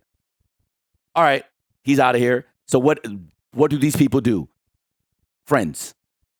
And now what happens? And now these guys, these friends that are just there to be yes men, basically become the people we call paycheck stealers or become like, blah, blah, blah, blah. This is how this happens. So but you say friends, but I think that is also, it's a different conversation. So I've always blamed two things. I blame two things, right? I blame Riot and the orgs. The orgs first, Riot second. I'll give you a quick example of why I blame Riot. And I know it always seems like I shit on Riot, but why? It's because I have enough experience to know that some of the people making these decisions don't have the experience. There was drama created on 100 Thieves because all Riot wanted to do was promote Asuna. And one of the biggest reasons me and Asuna didn't like each other and don't like each other is simply because he thinks that he thinks that what I was doing to him was unfair. Because I used to always get pissed off at Riot and would actually say, he's not doing the interview. He's not doing the feature piece. He's not doing this. Why? Because I had Nitro and Hiko and Steel, OGs. He was a rookie. Do you know the dynamic that gets created when a young hotshot who's being put in the position to be successful is now the guy? When I got 3 of the most tenured people in tactical FPS in North America on his team helping him, and there's not a word about them? You don't think that's going to create some inner turmoil with ego? And not that these men aren't like adults, but eventually what happened? What power dynamic spawned out of that? And then what happened to Asuna? What happened to his development? He was supposed to be taught what? To respect the OGs, to trust other people. This is how he was going to develop this. Instead, it was, no, you're the guy, have it all. So then he starts to have it all. And no disrespect to him, but look at the level of success he's had compared to the people before him. And then you wonder, was his development correct? Should this have been what his career became given his talent? Or should there have been more? But again, no one is going to blame 100 Thieves for this. No one is going to blame Riot. No one. It's deep. However, they have one chance. That's why when Primi came, that's why I've been so fucking careful with doing everything I can to be careful with him, and why I completely flipped from, we got to win fucking now with Governor and Ban, to, guys, you got to give us time with these kids. This team is going to be a team, or these guys are going to, Primi, like, all these guys. They're going to be a team for the next 3-4 years, maybe without me. Yeah. I can't just come here and be like the selfish one, like, yo, bitch, you need to win now. These guys are like, what? I was on the academy team 2 weeks ago, bro. Right? So it's different because I trusted Gov, who grinded for 3 or 4 years. Ban, I know, is a motherfucking grinder. I could expect that from them in Cruz. Can't fucking expect that from 17, 18, 19, 20-year-olds. Yeah. I have to change and adapt with what I have. Also, it helps that, in my opinion, they're more talented. But I also... you said something like this is the best roster you've ever worked with. Yeah, right? they are the best roster I've ever had. And I acknowledge that, and I might not even be here to see them be successful. We might fail this year. They might win a title without me. No. But, no, because my contract's up at the end of the year. And it doesn't look like I'm coming back to talent. Everybody knows this. But I have to worry about that too. Part of my job is the development and the well-being of young men. Because something me and Cruz talked about on the pod when we did Governor and Ban, which I'm just going to explain to you so you know, but Andre knows this. My job really, our coach's job, especially if you've been a former player. Now, I wasn't a player, I'm a tactical FPS, more a MOBA professionally, but our job as coaches is to be the people we needed when we were in their position. Mm-hmm. They don't need me to be the way I was with Gov and Ban because they don't need to win now. Gov and Ban did. They had something to prove. Mm-hmm. Can't bring that same energy there. That's not actually my job. My job really when I got hired to Talon was to make them better and to make this a better place for development than it was before I left it. Or I had to make this place better than it was before I got here. I have to leave this place better when I leave. Mm-hmm. Part of doing that job, that contract I signed with them, is realizing this is their future. Probably not me. I need to make sure they are successful enough, but also develop the tools that will eventually, hopefully, get them a title, which I know they're going to get at some point. Mm-hmm. Hopefully this year with me, obviously. So if you get it, you will stay, no? Probably not, because again, it comes down for me now. I took the discount to prove myself. How many more times do I have to prove myself? I think I did enough to prove to everyone that I should have been good enough to remain in NA. And if it's a personality conflict, oh, Hector, shitty guy, shitty person, all this stuff. Babybay and Steve were smart enough to say, yo, brother, no one knows this shit. SpikeTalk was created to go, okay, you don't know me and you don't want to do the research? Well, now, if you want to vet me, you have 38 episodes to look at to see what kind of person I am. Are the things you hear about me the truth? Well, you'll figure it out here because I'm as honest as I can be as often as I can be. Mm-hmm. Right? Mm-hmm. So that was sort of why this shit happened. So I don't know where I will be. We'll just say that I strongly believe that I did a good enough job with 7 rookies. Actually, 7 rookies. Whether or not the industry thinks so has always been the problem because it seems like I have never been aligned with kind of what esports teams, what Riot is looking for. I'm not that guy. So if I'm not that guy, I have to win. If winning still doesn't do it, then it's just it's just an unfortunate circumstance or byproduct of the fact that the way things are is not aligned with how I am. Did you go next, brother? Yeah. Well, that's just it. Hey, that was fucking deep. Yeah, but M80, good job on Chet and Victor. They're going to help you. Good guys. They learned a lot. They've learned some of the lessons we just talked about here because that's why they went where they went. Yep. I agree with Kaquka and Andre, you can go next. You could go to the next dude, I think we got to wrap this shit up, man. I think 2 hours is a lot. I think we've talked about a lot right now, Ben. I feel like this wasn't even about Valorant. unlucky. I mean, but I think that's also okay good, though. no? I think that's fine. No, it doesn't always have to be about Valorant, because we did talk about Valorant stuff, but we live and breathe this literally every day. So I think it's good when we speak about how it affects the life. You know? 100%. I think it's very important. And how people are different, because like I think it's also good to put into perspective that if a coach is good, it doesn't mean that it follows this exact pattern, and everybody that follows this pattern is going to be a good coach. And same goes for the players. Like backgrounds are important, morals are important. Like there's a lot of things that come into what makes each person Growth different. is important. I mean, good coaches still lose. Last year, I thought GE had good coaches. GE was a good team. They just didn't win. Oh yeah, you then they was got telling replaced. me that GE actually was like fucking clapping fucking in good. practice, but they just couldn't like perform. Back to the GIANTX thing. GIANTX actually could have won a lot more games with Redguard last year. They just unlucky. You can still be good at something and fucking lose. These pros are good too. We got our ass beat by RQ the other day because we were like, yeah, bro, we could just fucking out aim these guys. They're trash. Oh yeah, go fucking luck with that idea. Like you just learn. So these guys are fucked. They get paid too. They get paid too. These guys are fucking good too. And I think that's like sometimes what people miss in the nuance is like results are the only thing that matter.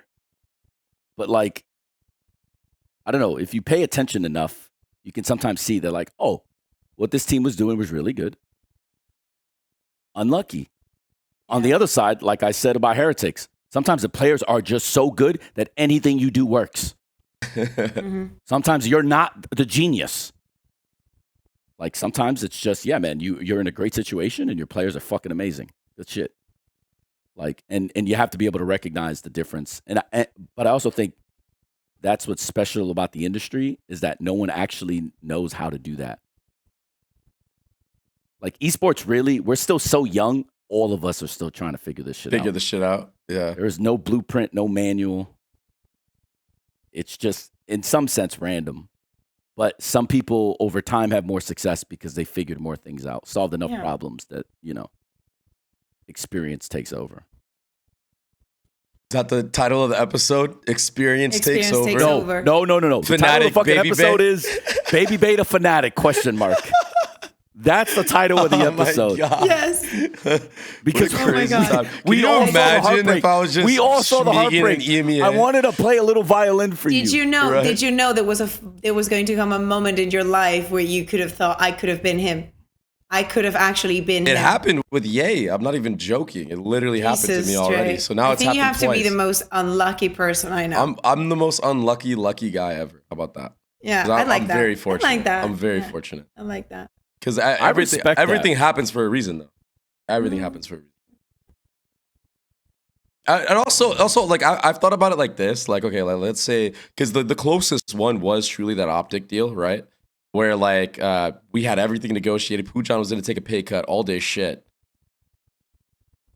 But I've even been at the same level as Ye. Like in my own brain, I could sit here and be like, oh yeah, dude, like Pujan telling me how to play the game, I would have gotten so much better.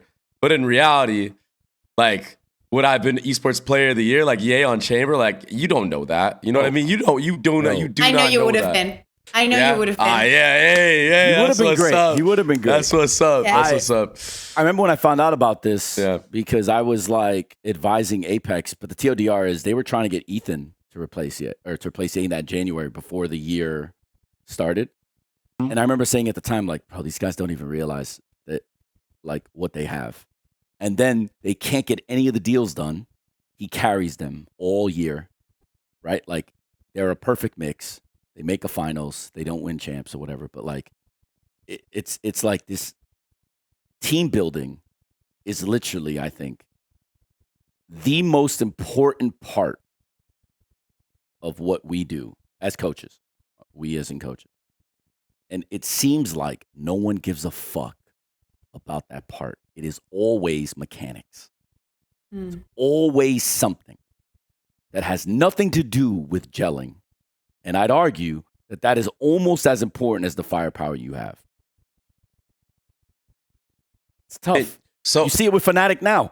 FNATIC beat Vitality, and what do all but that what you're describing is like part of the process, but people will always get the end result, you know? Like when I say that, oh my God, I freaking love my phone. I love my phone because of everything I can do with it and the end of it. I don't think of this as a fucking work of art. Like the fact that we can even have this is fucking insane. I do not acknowledge that one person came up with the idea to have all that we have on the fucking palm of our hands. No, I just go up and open my solitaire, you know, like or whatever I'm doing, or I'm just scrolling on TikTok or whatever. People will only receive the last bit of it, and for them, it is the entertainment, it is the hyping up your team, it is the wins, it is the individual performance. Everything that goes behind will get lost in translation, and you know that, Hector, because it is how life works. It is for everything. Like, you know, I don't think of whenever I'm going to drink from this about the person that designed it. That looks so good, know? By the way. What is that? Is that like tea or what? I think that this is from IKEA. Oh yeah, it's a peach tea. Peach iced tea. I buy this like squishy things that you mix with water.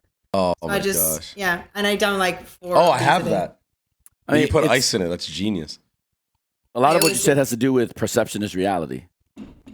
Yeah, but you need to understand that it's like, oh, people don't understand how important this is to like build a team. Of course. Otherwise, they will have your job. If everybody would understand, if everybody could do it, then you wouldn't be so special. You know what I mean? Like, that's why you need specialized people in specialized places. And even though that will not be talked about or will not be like the, you know, it's part of the deal. Yeah, you're making. I think that's why I brought up what I said about Meow in secret. And like last week, we talked about RQ, and I was like, we got outplayed, we got outcoached, we got like, I think sometimes we forget, and I'm sure you guys go through this as talent too. This isn't just isolated to players, because this isn't about this is about competition, but competition goes far beyond actually just like sports. Sometimes we have such big egos, or we think so much of ourselves that it's like impossible to give someone else credit. Sorry, can you go again? Sometimes we have such big egos or such confidence in ourselves, it's impossible to give other people credit. Like, he's better than me at this. The public acknowledgement of somebody being good or better is like looked at as a death sentence here, especially in Valorant. And most of the fear comes from, I think, lack of resources, right? Like lack of jobs, lack of job security. So it makes you less open to, but I have seen it's worse in this. I can promise you this. It was so much worse, or it is so much worse in Valorant than it ever was in CS.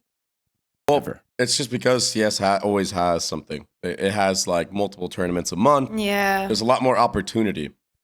We are truly in, like, if you're a player or a coach in, even us as talent, there's even less talent than players and shit. We are like a very, very, very like top 0.001%. Yeah. Like you know those like fucking YouTube clickbait fucking titles you see? Top 0.01 point whatever the fuck percent Sova main. That's what we are them. That's us. Like, we are them. Literally. So it's tough. Like, it's ultra competitive. It's hard to stay up at the top as well. You know that? Even though like you might not be like the best, but we still made it, you know, to this level. And it's like, dude, it's cutthroat. But I think that what Hector's going was like, even like stay in it, you never feel like you've truly made it, because once you've made it, you have to fight even harder, because people just they love a downfall. I think that the people, you know, get around you to watch it. It doesn't matter if you liked, if it's like a player, talent, whatever. Everybody's there to celebrate when you go up, and then when you go down, there will be even more people, because there will be the people that liked you and the people that did not like you, and everybody wants to watch. That is like society sense. In a nutshell, right there. Yes. But like, so what I mean is like, when you make it, even when you make it, you're like, this might be done. Like, I still have to give my freaking 1000%, because this might disappear, or at the moment that I step down a little bit, or that I have a more of like average performance, people are gonna be like, he was never that good. Actually, I said he was never that good. It's like, oh, for the love of God. Actually, I said he was never that good. Oh God, I've been saying this for months. He's not good. It's like you look at every other post, it's just like pure glaze. Like, yo, this is the best. Like, yeah, that is life though. It's life. I mean, people are prisoners of the moment a lot in Valorant too, and I don't know where that really comes from because there's a. I think it leads back to what I was saying about like how like in other games CS has a lot of different opportunities to like prove yourself. Yeah. You're kind of limited here. That's so like it's point. literally like in you CS, play one match a week. Yeah. If you fuck up with your team, you'll be within another one. And let me know if this is completely outrageous because I've never worked CS and I might be wrong. I grew up playing CS. But in Valorant, it might be ruthless.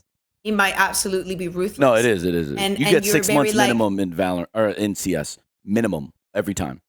Once you make a roster change, 6 months. No matter what. In Valorant. And also, Hector, you're saying 6 months, but it's not the same. The 6 months are not the same that in Valorant. The 6 months in Valorant is not even an off season. You might not even play. You might not even play. Yeah, literally. Or might play like for the teams that are doing bad. The fact that they don't really have a lot of room to improve. So that's or at least prove themselves. Ephemeral kind of situation of, oh, you fucked up. You could have fucked up for so many things because of so many factors. You could also be a team that fucks up, like for example, that we have in EMEA. When we were speaking about Governor, right? We can speak about Apex.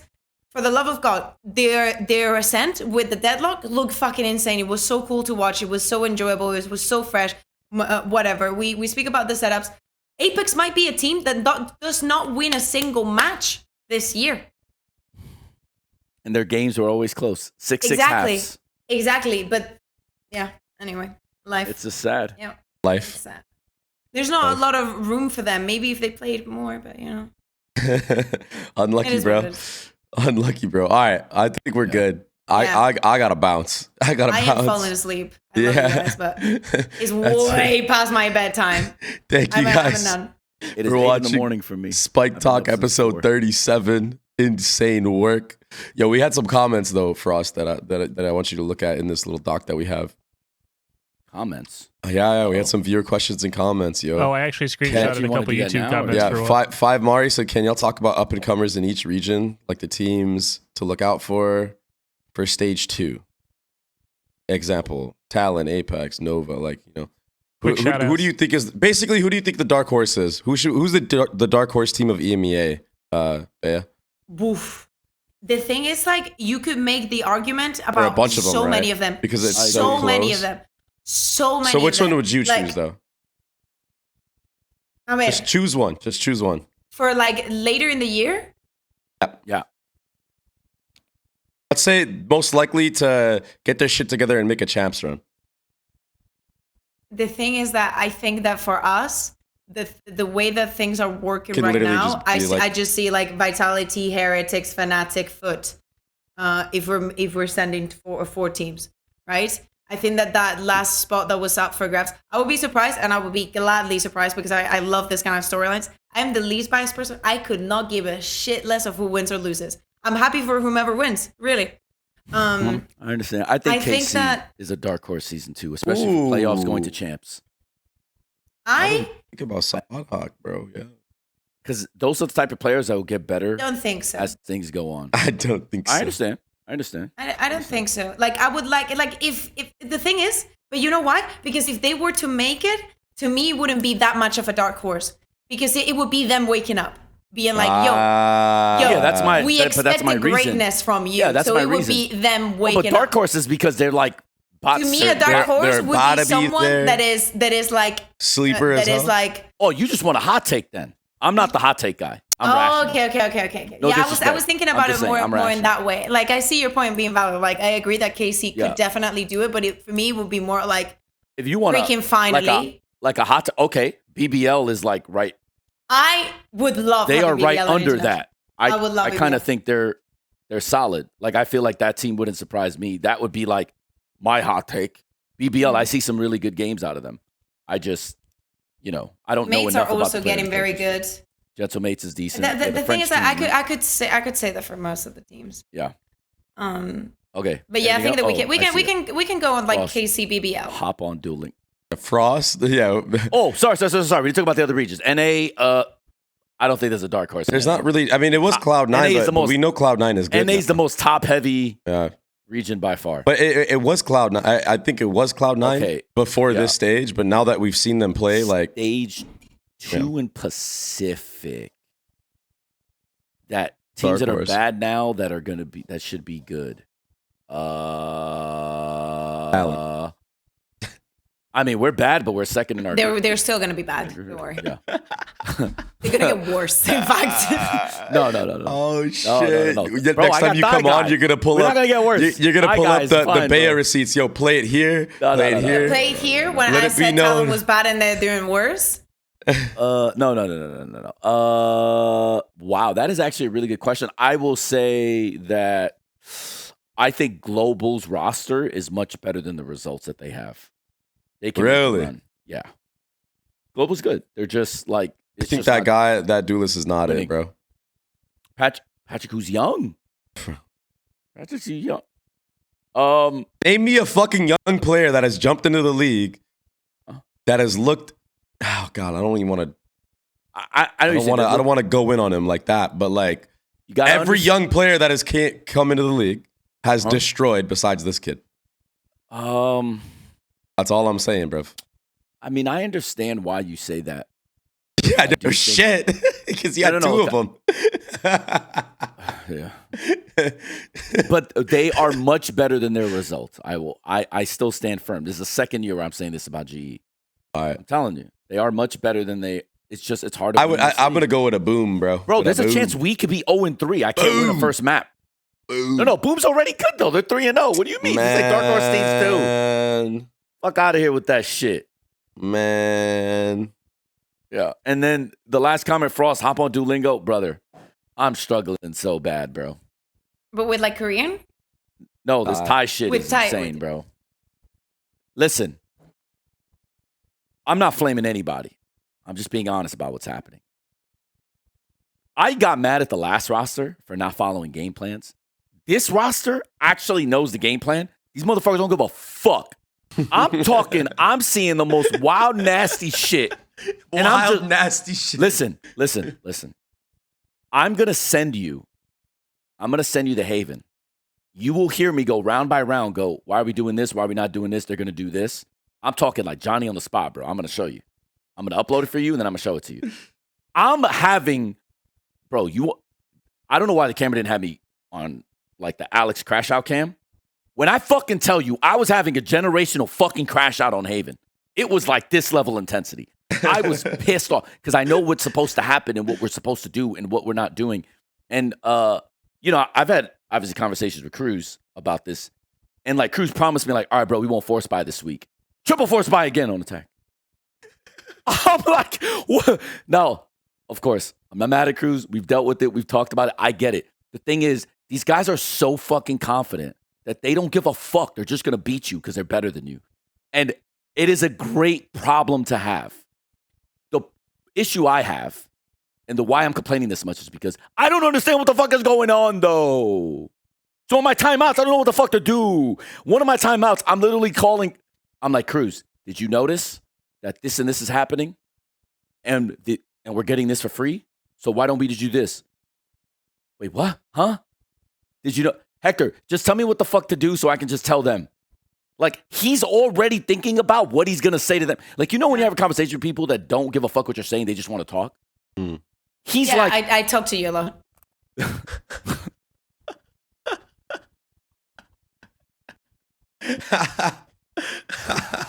Lucky, bro. Dude, he's getting flamed today. We love this, bro. By the way, sorry. Our fan base loves the Frost slander. He was mad that Achilleos didn't come after him harder. They love it. They love it. They love it. Okay, if you didn't watch the Achilleos episode, I understand. But I will say this. He's fucking awesome. I was trying to poke the bear. So you know what Andre does to me and like what you guys do to me all the time? I was doing it to him. I was purposely trying to antagonize him on the show to like get him to get riled up.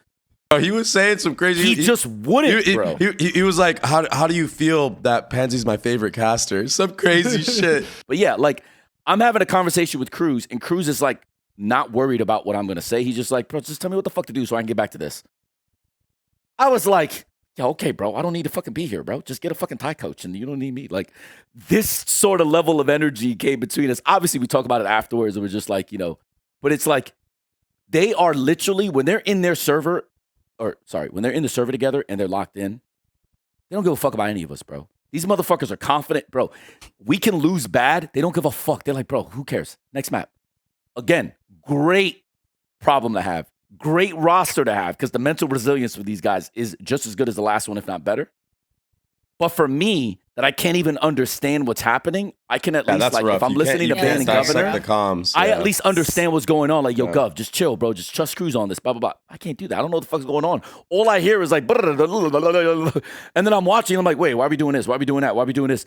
And in my head, I'm like, wait, who's talking? Wait, whose voice is that again? Oh, wait, okay, I got it. And then I'm paying, it's just, yeah, it's hard. How do you VOD review? VOD review is great, but long. Oh, by the way, that was what I was gonna say, because I assume that you have to like kind of take it round by round if you really want to understand what the fuck they're talking about. Yeah. Killua hates my VOD reviews. I can already tell you that motherfucker checks out all the time. Cruz is having to be like, yo, this guy literally, bro. He even tells Cruz, I can't do this, bro. These VOD reviews are too long, bro. And yo, I feel for you, kid, but unlucky. Exactly what you said. I can't go the rounds I need to talk about. I have to go, okay, why are we doing this? Why are you not seeing this pattern? But I also have to do this not because of the comms. It's because, in my opinion, teams are showing us what they're doing, but they're not actually reading it. I think what you should do to make your VOD review easier is you find an AI that will automatically put subtitles on them. It's so funny you're saying that. Pero let me finish. You watch the VOD before going into the VOD review, and you already know this part. So you already have what to tell them, so you don't have to have them that long. That is a brilliant idea. You will still have to do the same amount of hours. That is a brilliant idea. Jovi and I have tried that. Let's just say that language learning software is nowhere near the level we need it to be able to do this at an effective enough rate. Can you imagine? Can you imagine he runs the VOD in there, and it just comes back? They're just shit talking Frost the whole fucking match.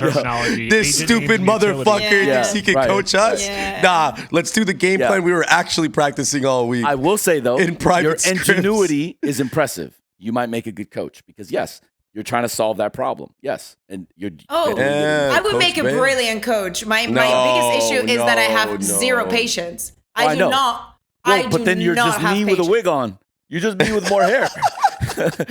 Yeah, we gotta give Frost a fucking long wig. The Kaquka wig. Yep. Yeah.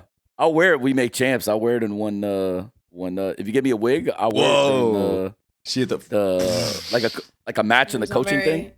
I'll wear it. But yeah. So Frost, hop on Duolingo, my friend. Fuck off. Because Thai is so hard. He said all that to just tell homie to fuck off. Listen, Thai is so hard. You ran us through that whole thing, bro. I'm getting out of here, bro. I'm getting the fuck out of here. I'm done. I'm cutting out. Yo, good night, everybody. Peace the fuck out. Thanks for fucking watching again, yo.